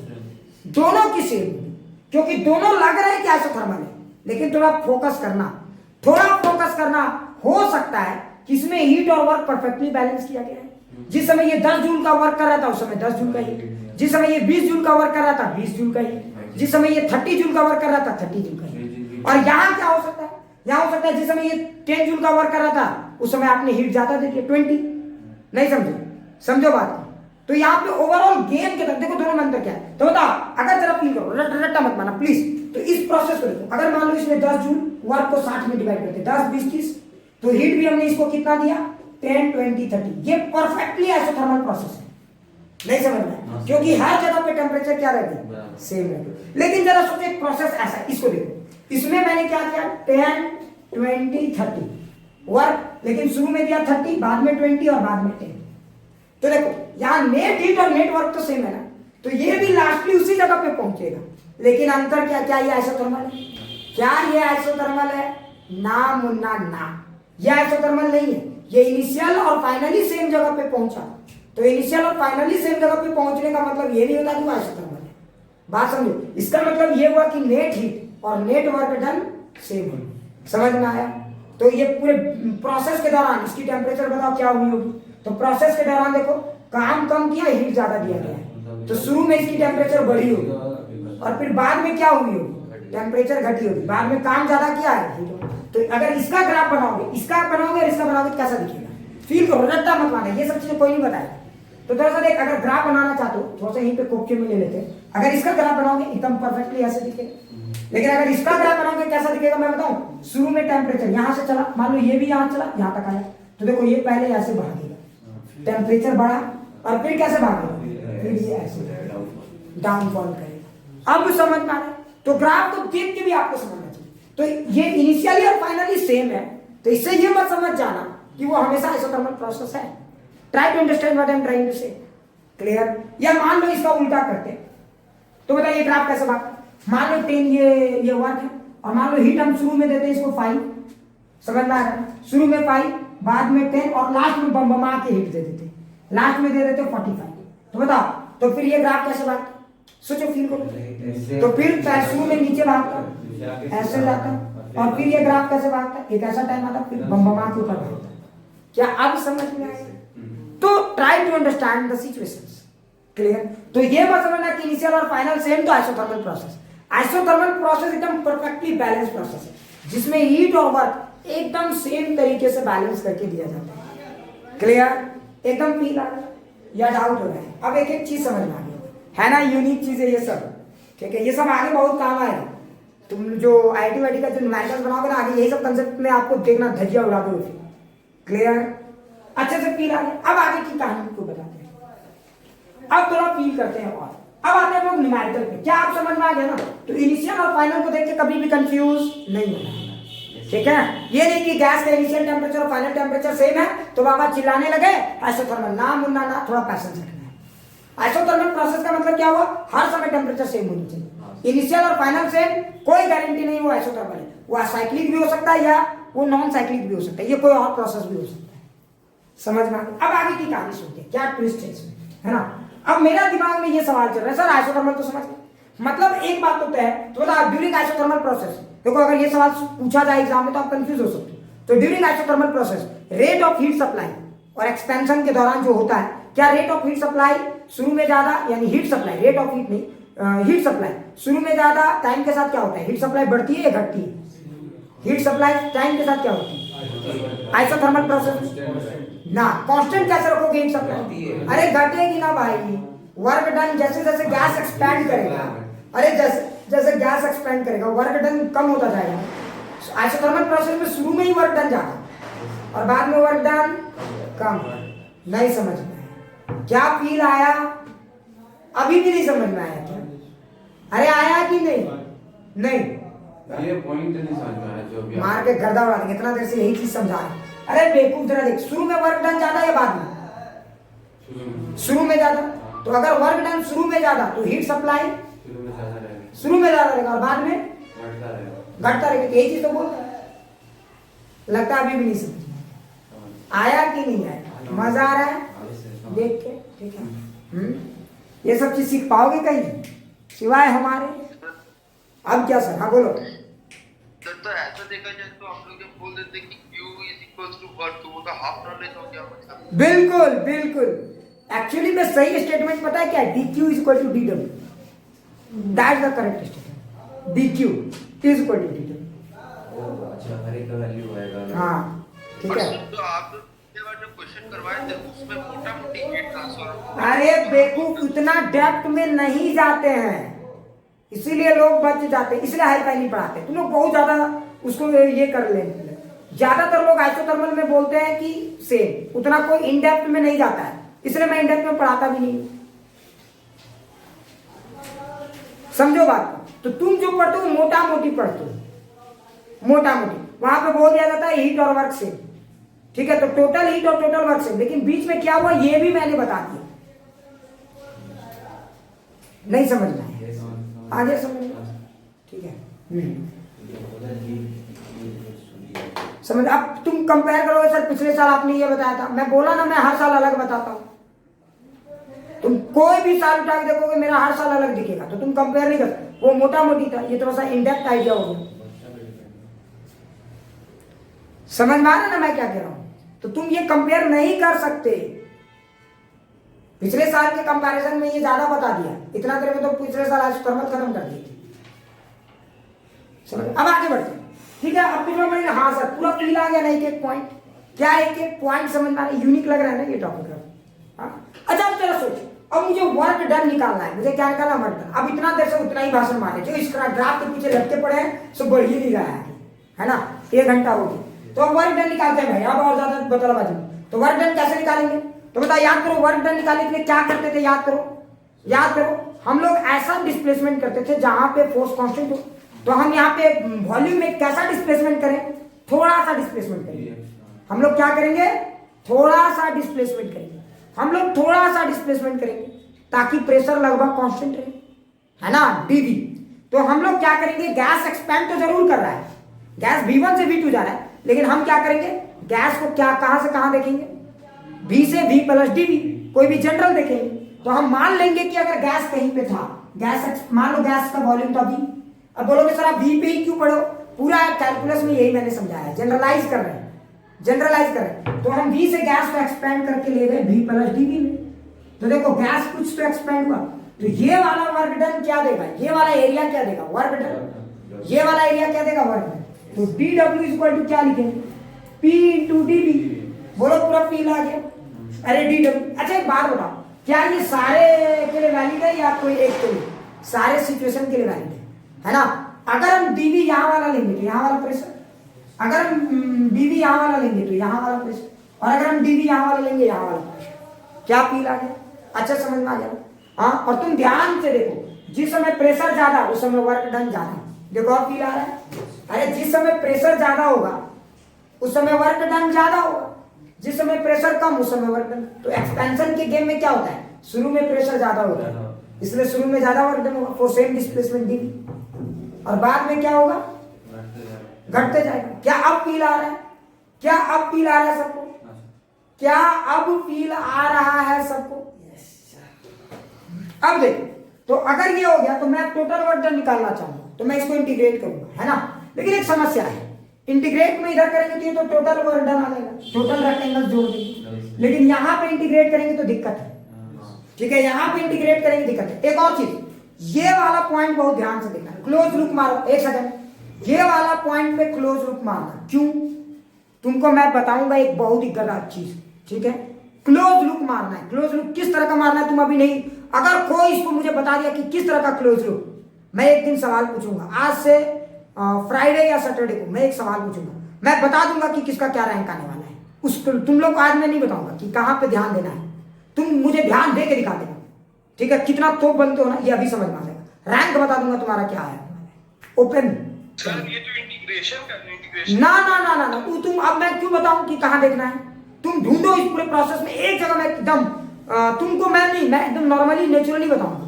तुम मुझे जब मैं वो सवाल दूंगा ना, यहाँ का एक गजब का कंसेप्ट वहां यूज होगा। अगर तुम मुझे वो निकाल के बता दिए कि कहाँ मैंने ये मुझे मॉडिफाई करना है, वो प्रोसेस में मैं बताऊंगा, जनरल प्रोसेस में, जनरल भी नहीं उस तरह का नहीं, समझ में आ रहा, उसमें मैं देख लूंगा कि तुम लोग कितना क्लोज लुक से देखते हो, ठीक है। तो तुम देखते जाओ, कुछ नहीं, नेचुरल लगेगा, कुछ है ही नहीं, लेकिन ये देखने वालों की नजरिया। मैं बार बार बोलता हूँ ये गूंगा नहीं है, ना ये बहरा है ना गूंगा है, ये सब है, बस तुम्हारी आंखें क्या देखती है ये बड़ा मैटर करता है, समझ में आ रहा है। आप इसको कैसे देखते हो, एक ही चीज को देखने के अलग अलग पर्सपेक्टिव है, तो इसमें गलत गलत चीजें लोग नहीं समझ पाते। ये वर्क डन का एक बहुत ही तिलस्मी चीज है, इसमें मैंने हिंट भी देना शुरू कर दिया, अब उससे ज्यादा हिंट नहीं दूंगा, वो बाद में, ठीक है, देखेंगे कितना आप तो बनेगा, ठीक है। अच्छा PdV, अब मैं यहाँ पे देखो, तुम ये प्रेशर को अगर ऑब्जर्व करोगे तो प्रेशर तो लगातार बदल रहा है, और एक दिक्कत क्या है यहाँ dV, दिक्कत क्या है dV, ये तो कान का डॉक्टर है, अरे dV वॉल्यूम को चेंज करने वाला, ये तो प्रेशर आ गया तो dV टूट जाएगा, भाई ये गलत बात है। हम वॉल्यूम को इंटीग्रेट करने के चक्कर में आप प्रेशर, तो मैं क्या करूंगा, प्रेशर को वॉल्यूम के टर्म में लिखने की कोशिश करूंगा, है ना। सो मैं प्रेशर को वॉल्यूम के टर्म में लिख सकता हूँ कि नहीं, अरे आइसोथर्मल प्रोसेस में मैं आराम से लिख सकता हूँ, है ना, प्रेशर वॉल्यूम और टेम्परेचर। तो आइसोथर्मल प्रोसेस में मैं क्या लिखता हूँ, याद करो PV इक्वल टू nRT, तो ये तो कांस्टेंट है ना भाई, तो P को मैं V के टर्म में अगर लिखना चाहूंगा तो nRT/V। सो मैंने प्रेशर को यहाँ पे किसके टर्म में लिख दिया, समझ में आया, वॉल्यूम के टर्म में लिख दिया, ठीक है। हाँ, और वो रहस्यमय चीज इन्हीं जनरल स्टेटमेंट में कहीं दिखेगी, आज नहीं बताऊंगा और ना समझाऊंगा, ठीक है। फ्राइडे को एक्स्ट्रा क्लास लेंगे, वो 12th 11th के लेवल से ऊपर, प्योर कंपटीशन, प्योर कंपटीशन। ऐसे ये सब भी चल रहा है, जेई तक ये सब काम आएंगे। अगले क्लास में इसका ओलंपियाड लेवल और एडवांस वर्जन पे बात करेंगे, ठीक।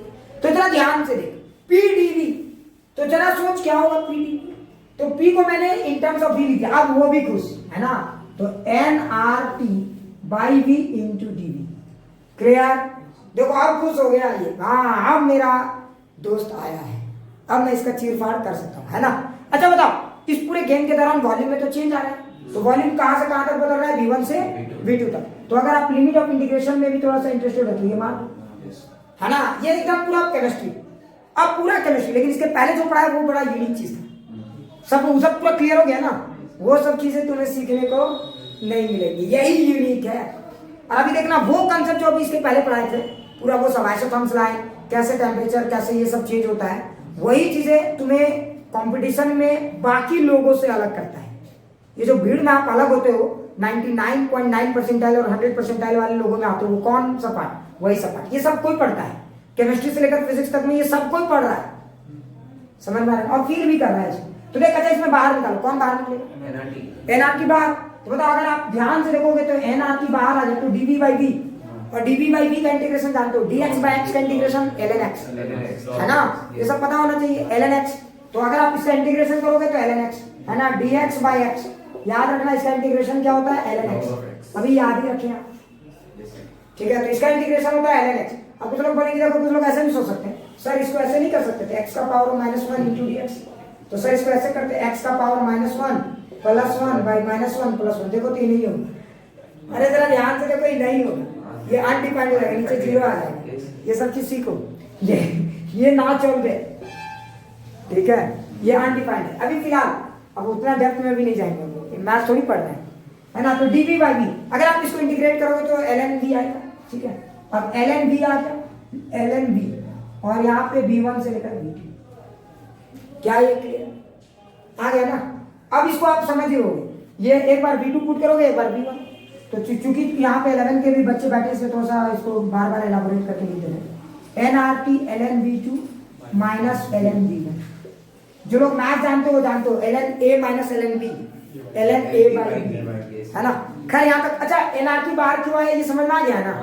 हाँ, कुछ लोग सोच रहे होंगे सा ये बाहर कैसे आ गया? अरे सब पूरा का पूरा constant, n constant, r constant, t constant, तो तीनों के तीनों कांस्टेंट, तो सब बाहर। तो डीबी पूछा तुम लोग को क्या कराना है, तो सर हम लोग रिलेटिव है, चलो बाहर, चीर फाड़ सिर्फ बी का होगा, नहीं समझ में आया? तो इस तरह से जब आप इसको थोड़ा बहुत लिटिल बिट रीमॉडिफाई करोगे तो वर्क डन कितना आएगा? तो वर्क डन आ जाएगा nRT ln v2 by v1। So this is the formula for work done by the gas, और ये फॉर्मूला आपको याद होना चाहिए, और ये फॉर्मूला आपको याद होगा। केमिस्ट्री में माइनस याद है ना? केमिस्ट्री में यही फॉर्मूला है, बस वहाँ क्या होता है, लॉग में बदल देता है, तो आगे आ जाता है 2.303। टाइम पास है वो सब, माइनस भी हो जाता है, कुछ नहीं करो, माइनस माइनस उसको साइन कर देते, याद है हम बोले तो माइनस माइनस का चक्कर मत करो, बस ये एक्सपेंशन है, फील करो ना v2 बाई v1, ये सब चीजें समझ में आ रही है। सो डोंट टेक टेंशन, आराम से देखो। ये फॉर्मूला केमिस्ट्री का है, अरे भाई फिजिक्स का नहीं है, ठीक है? सो कंफ्यूज नहीं होना। So this is the formula for work done by the gas during that expansion. इसमें क्लू छिपा हुआ है, अब कहाँ छिपा हुआ है, कैसे छिपा हुआ है, कोयले की खदान से हीरा कैसे निकालना है, नेक्स्ट क्लास, ठीक है? क्या पूछेंगे वही नहीं पता। वो अब अगला क्लास में पूछेंगे ना, सब आज पूछेंगे तो अगला क्लास में ट्विस्ट बाकी रह जाएगा, और कोई नहीं बता पाएगा, ये ओपन चैलेंज है। तुम घर में बैठ के सोच लेना, और जो बता दिया मैं रैंक बता दूंगा उसका, मैं रैंक बता दूंगा उस बंदे का कि कितना आ सकता है। और पता है मेरा बोला हुआ चीज बहुत जबरदस्त काम करता है, तुम लोग देखे होंगे, मैं जिस बंदे का भविष्यवाणी करता हूँ उसका हमेशा सही हो जाता है, ठीक है? मतलब बोलेंगे सर आप तो वंशज के बारे में बोल रहे थे, ऑल इंडिया रैंक अंडर 1000 आएगा, 500 आएगा, वो भी सही हो जाता। मैं उसका केमिस्ट्री नहीं ना देखा था, अगर मैं केमिस्ट्री चेक कर लेता ना तो वो भी सही हो जाता है, लेकिन केमिस्ट्री में ही हम गड़बड़ा गए, ठीक है? तो मतलब फ्रॉम फिजिक्स पर्सपेक्टिव में सही रैंक बता दूंगा। क्या फील आ गया? तो पहले इसको बढ़िया से छाप ले, बढ़िया से छाप ले, ठीक है? थोड़ा सा ध्यान से देखो। अच्छा अभी जो मैंने वर्क डन निकाला, तुम ध्यान से देखो,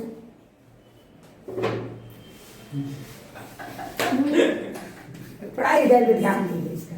देखो तो अभी जो मैंने वर्क डन निकाला, तो जरा ध्यान से देखो, वर्क डन का फॉर्मूला क्या है हमारा, nRT ln v2 by v1, v1 by v2। अच्छा तुम ध्यान से देखो, ये work done by the gas है ना? सबसे पहले इंटरेस्टिंग पॉइंट समझो, अगर v2 की वैल्यू v1 से ज्यादा मतलब गैस एक्सपेंड कर, है ना? अगर v2 की वैल्यू v1 से ज्यादा गैस एक्सपेंड कर, यानी ये v final by v initial है। अच्छा तुम एक चीज ध्यान से देखो, v2 बाई v1 को तुम क्या लिख सकते हो, p1 बाई p2। अरे तुम क्या लिख सकते हो, तो वर्क डन को तुम चाहो तो nRT ln p1 by p2 भी लिख सकते हो। कुछ लोग बोलेंगे क्यों, खाली पूछो उसके बाद देखो रिजल्ट क्या होता है। अरे पूछो सर ऐसा कैसे हो गया, पूछ लो एक बार, अरे पूछना भाई, नहीं अरे बेवकूफ को p1 v1 equal to p2 v2, तो प्रेशर और वॉल्यूम उल्टा होते हैं, तो उल्टा क्लियर? मतलब आप प्रेशर का भी रेशियो से निकाल सकते हो, इतना ही। अच्छा एक बात बताओ, किसी भी गैस का वर्क डन किस चीज पे डिपेंड करता है? वॉल्यूम V1 V2 और टेम्परेचर पे, या सिर्फ V1 V2 पे? किस पे डिपेंड करता है? कोई भी गैस जो वर्क डन कर रहा है वो किस पे डिपेंड करता है? फटाक से, अरे वो किस पे डिपेंड करता है? टेम्परेचर पे डिपेंड करता है कि नहीं करता है? करता है रे बेवकूफ। देखो टीवी तो है ना, अरे टीवी है, ये सब भी आ चुका है। ज्यादातर लोग वॉल्यूम याद रखते हैं, नहीं समझे? टी पे भी फोकस करो। कुछ लोग बोलेंगे सर कैसे, यहाँ तो टेम्परेचर कांस्टेंट है, फिर भी इंपॉर्टेंट रोल प्लेड है। समझो कैसे? अच्छा इसको, और तुम इतना देखो, डब्ल्यू को एनआरटी को तुम पीवी भी लिख सकते हो, कोई भी जनरल एनआरटी को पीवी भी लिखा जा सकता है क्योंकि ये फिक्स है, ये भी। अच्छा एलएन P1/P2। अब खासियत क्या है? देखो ये P और V कभी दिया नहीं रहता, लेकिन P1 V1 वहां दे देगा। अरे ग्राफ में मान लो अगर कोई ऐसे दे दिया, प्लीज रट्टा मत मारना, यहाँ पे दे दिया P1, यहाँ पे दे दिया V1, यहाँ पे दे दिया V2 और यहाँ पे दे दिया P2। अब पूछा कि बताओ work done by the gas कितना है? कुछ लोग कहना बोलेंगे अरे सर एनआरटी तो दिया ही नहीं, तुम ढक्कन है, एनआरटी का क्या जरूरत है इसमें? P1 V1 भी तो लिख सकते थे इसको, P2 V2 भी तो लिख सकते थे। बात समझो? तो तुम ऐसे भी लिख सकते, समझ में आ रहा? और तुम चाहो तो इसको भी PV करके ln V2/V1 भी, समझ में आ गया? तो ये सब वर्क देखो, इतने सारे तरीके हैं जिससे आप एक्सप्लेन कर सकते हो। अच्छा इतना ही नहीं, अच्छा देखो अगर तुम देखोगे, अगर दो गैस याद करो अलग अलग टेम्परेचर पे एक्सपेंड करेगा, एक 200 केल्विन पे, एक 400 केल्विन, और दोनों ने सेम वॉल्यूम एक्सपेंड की, जरा ध्यान से देखो, दोनों ने सेम वॉल्यूम एक्सपेंड किया, V1 से V2 दोनों गए, तो ज्यादा वर्क डन किसमें होगा? जरा ध्यान से देखो, ऊपर वाले, अरे ऊपर वाले में होगा ज्यादा वर्क डन, किसमें होगा? ऊपर वाले में होगा। कॉमन सेंस भी कहता है। कैसे? तो देखो ये 400 है, तो ये वाला एरिया, इसका जो फॉर्मूला आपका आएगा वो क्या आएगा? NR 400 ln V2/V1। नहीं समझ में आ गया? समझ? ये वाला एरिया। लेकिन अगर कोई पूछा नहीं ये वाला वर्क डन, तो ये देखो ये जो सेगमेंट है तो इसका वर्क डन क्या होगा? NR 200 ln V2/V1। मतलब ये भी बड़ा इंपॉर्टेंट है कि गैस किस टेम्परेचर पे एक्सपेंड कर रहा है। क्या बातें समझ में आ रहा है? ये भी बड़ा इंपॉर्टेंट है। एरिया डायरेक्ट निकलेगा नहीं ना, समस्या यही तो है। तुम एरिया को देख के फील तो कर सकते हो कि 400 वाला में ज्यादा, लेकिन कितना ज्यादा? कितना ज्यादा? तो ये जो बाकी बचा हुआ एरिया वो वाला कितना ज्यादा पूछ देगा तो वैल्यू निकाल पाओगे? तो इसके लिए हाँ ज्यादा या कम तो बता सकते हो, और नीट में वही आता है, इसलिए बच जाते हो। लेकिन अगर तुम थोड़ा सा अच्छे से सोचो तो कितना ज्यादा, तो बताओ ये वाला माइनस करोगे तो बताओ ये माइनस ये, इसमें कौन सा एरिया आएगा? बताओ ये माइनस ये कौन सा एरिया? ऊपर वाला एरिया। समझ में आ गया? तो इतना ज्यादा वर्क डन। तो क्या अब अच्छे समझ में आ गया work done during isothermal process कैसे होता है? तो हीट का फॉर्मूला याद रहेगा nRT ln V2/V1 और वर्क। अब कुछ लोग बोलेंगे सर आपने हीट बोला, लॉजिक समझे क्यों मैंने हीट बोला, समझ पाए? अरे देखो क्योंकि हीट और वर्क दोनों सेम होता है ना, नहीं समझ पाए? हीट निकल गया तो वर्क भी निकल गया, समझो? हीट निकल गया तो वर्क भी निकल गया। क्या ये जो हीट है ये टोटल हीट सप्लाइड है या क्या है? तो ये टोटल वर्क है ना, टोटल हीट है। क्या ये हीट एक कांस्टेंट रेट से दिया जाता है या डिफरेंट रेट से सप्लाई किया जाता है? डिफरेंट रेट से ये हीट सप्लाई किया जाता है। समझ में आया? हाँ ये टोटल सम है, टोटल अमाउंट है, टोटल अमाउंट है। क्या ये बातें समझ में आ गई? हाँ हाँ तो ये पाथ फंक्शन तो है, इंटरनल एनर्जी पाथ फंक्शन तो नहीं है, इंटरनल एनर्जी वो आगे पढ़ेंगे साइकिल। ठीक है टेंशन मत लो, मैं सब कुछ पढ़ा। So don't take tension, take full pension। समझ में आया? ये सब कहानी समझ में आ गई? छापो। हाँ अच्छा ये पूरा का पूरा समझा दी। अच्छा एक बात बताइए, छोटा सा सवाल पूछ लेते हैं, ऐसे ही टाइम पास कर रहे हैं, ठीक है? हाँ तो तुम्हें समझ में आएगा। 2 सवाल पूछेंगे बेसिक वाली, क्लियर? और 1 दिन और लगेगा एडियाबेटिक प्रोसेस में, ठीक है? तो टेंशन नहीं लेना, एडियाबेटिक प्रोसेस भी कल तक हम निपटा देंगे, ठीक है? तो थोड़ा सा ध्यान दे देखो, एक बेसिक सा सवाल पूछे। अच्छा मान लो कि कोई गैस को हमने एक्सपेंड किया, कोई गैस को एक्सपेंड, कोई अच्छा वाला सवाल अभी नहीं, थोड़ा सा पैसेंस रखो, समझिए। यहाँ 11th को भी पढ़ा रहा हूँ, तो मेरा अच्छा और बुरा क्या होता है, कंसेप्ट क्लियर तो अच्छा सवाल, ठीक हो गया, नहीं क्लियर तो वही है ना। हाँ बहुत अच्छा सवाल है, और क्या टफ सवाल, अच्छा नहीं टफ, ठीक है। तो ये सब का अच्छा और बुरा का जो खेल है ना वो कंसेप्ट से आता है, ठीक है। अब आगे बढ़ते हैं। तो अभी हम लोग देखेंगे एकदम लॉजिकल सवाल, ठीक है। अच्छा एक बात बताओ, अगर तुम्हारे पास गैस 3 तरीके से एक्सपेंड करना है, फील करना है, अभी तो एडियाबेटिक पढ़ाई नहीं, इसलिए एडियाबेटिक का बात ही नहीं करना, 3 तरीके से एक्सपेंड करना, आइसोकोरिक, आइसोबेरिक और आइसोथर्मल। बताओ सबसे ज्यादा वर्क डन किस में होगा? अगर सेम वॉल्यूम एक्सपेंशन है, सेम वॉल्यूम एक्सपेंशन है, गैस सेम V1 से V2 तक गया है, तो सबसे ज्यादा वर्क डन किस प्रोसेस में होगा? फटाक से बताइए। हाँ, सेम वॉल्यूम एक्सपेंशन अगर हो रहा है तो सबसे ज्यादा वर्क डन किस में होगा? कौन सा प्रोसेस में? Temperature constant. ये मैंने थोड़ी बोला, मैंने बोला सेम वॉल्यूम एक्सपेंशन हो रहा है, सेम वॉल्यूम एक्सपेंशन हो रहा है। टेम्परेचर या प्रेशर के बारे में कुछ नहीं बोल रहा, मैं सिर्फ बोल रहा हूँ गैस एक्सपेंड कर रहा है। मान लो कि आइसोकोरिक में तो एक्सपेंड नहीं करता, तुम लोग ढक्कन है, आइसोकोरिक तो इसमें गलत हो जाएगा। हाँ, तो मान लो फिर भी काउंट कर लेते, तो तीनों में सबसे ज्यादा वर्क डन किस में होगा? ये मेरा सवाल। तो आइसोकोरिक, आइसोबेरिक या आइसोथर्मल? आइसोथर्मल में होगा, ढक्कन। जरा देखो तो ग्राफ देखो, तुम लोग ना एकदम ढक्कन फील करो। अगर सेम वॉल्यूम की बात आएगी तो V1 से V2, यानी कि यहां से आना आएगा। अच्छा सोचो अगर कोई प्रोसेस यहां है तो देखो आइसोथर्मल में कैसे जाएगा, बोलो? आइसोथर्मल में ये अरे जाएगा ना, तो आइसोथर्मल में एरिया तो ये वाला, समझ में आया कि नहीं? आइसोथर्मल में एरिया ये वाला काउंट होगा, और समझ में आया। और आइसोथर्मल में जो हीट देते हैं वही वर्क भी होता है। आइसोथर्मल में जो हीट देते हैं वही क्या होता है? वर्क भी होता है। क्या ये बात समझ में आ गई? क्या ये बात समझ में आ गया? एकदम फील आ गया ये बात? कहीं पर किसी को डाउट है तो पूछो। तो ये कौन सा प्रोसेस है? आइसोथर्मल। अच्छा अब बताओ, ये आइसोथर्मल हो गया। अब बताओ, अगर तुम जरा फील करना, रट्टा नहीं मारेंगे, ये हो गया आपका आइसोथर्मल प्रोसेस। अब जरा सोचो, अगर आइसोबैरिक की बात आएगी तो ये वाला होगा।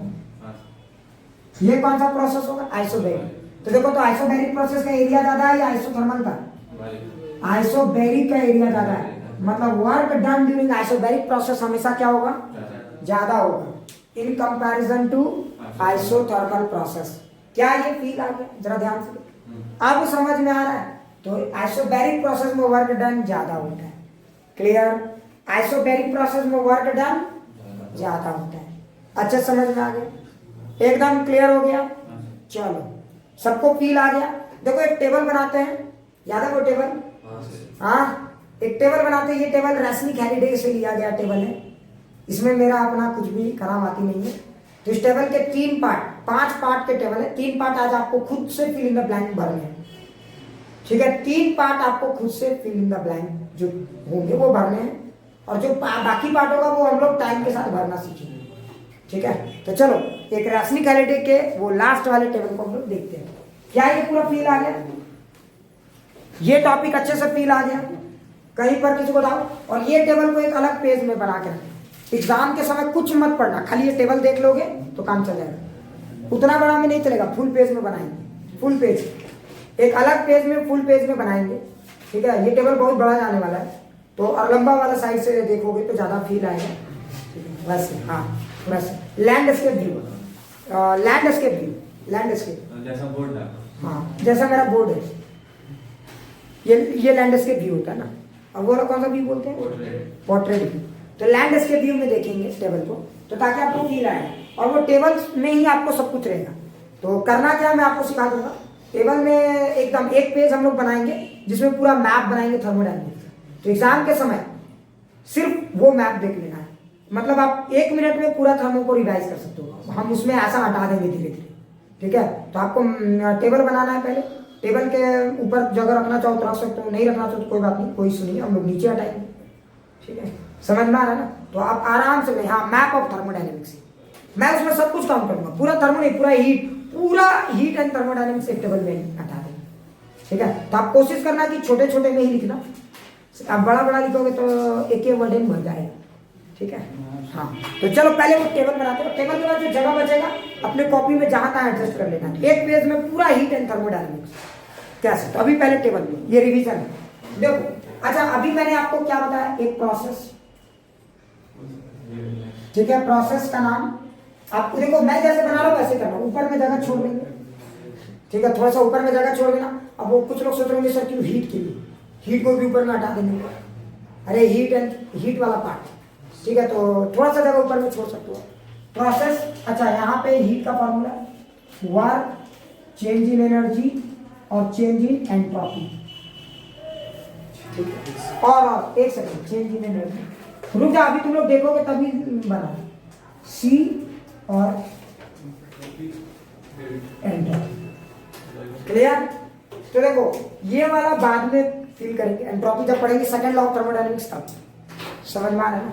तो ये हो गया हमारा आराम से। यहां पे कुल टोटल 1 2 5 बनाएंगे, ठीक है, ये 5, बस नीचे भी कुछ जगह छोड़ देना एंट्रोपी के लिए, ऊपर भी कुछ जगह छोड़ देना हीट के लिए, और बीच में फर्स्ट लॉ ऑफ थर्मोडायनेमिक्स आ जाएगा, और नीचे क्या आ जाएगा, एंट्रोपी। तो पूरा हीट एंड थर्मोडायनेमिक्स एक पेज में आ जाएगा, क्लियर। अच्छा प्रोसेस है ना। अरे एक और चीज मैं बार बार बोल रहा हूँ इसीलिए तुम लोग लिखना मत, पहले पूरे और समझो। हाँ यहाँ एक कंडीशन भी, हाँ एक कंडीशन दे देते हैं, कांस्टेंट वाला कंडीशन, जब अच्छा से बना रहे तो पूरा अच्छे से बना रहे कंडीशन। कुछ लोग तो गरिया रहे होंगे, मैंने पहले ही बोला तो मत हीट, देखो ठीक है।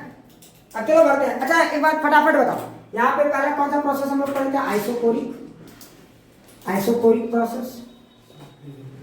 यहाँ कौन सा, आइसोबेरिक। अब आप छाप सकते आइसोबेरिक, फिर कौन सा, आइसोथर्मल, कुछ लोग बोलेंगे, और कौन सा, एक है एडियाबेटिक,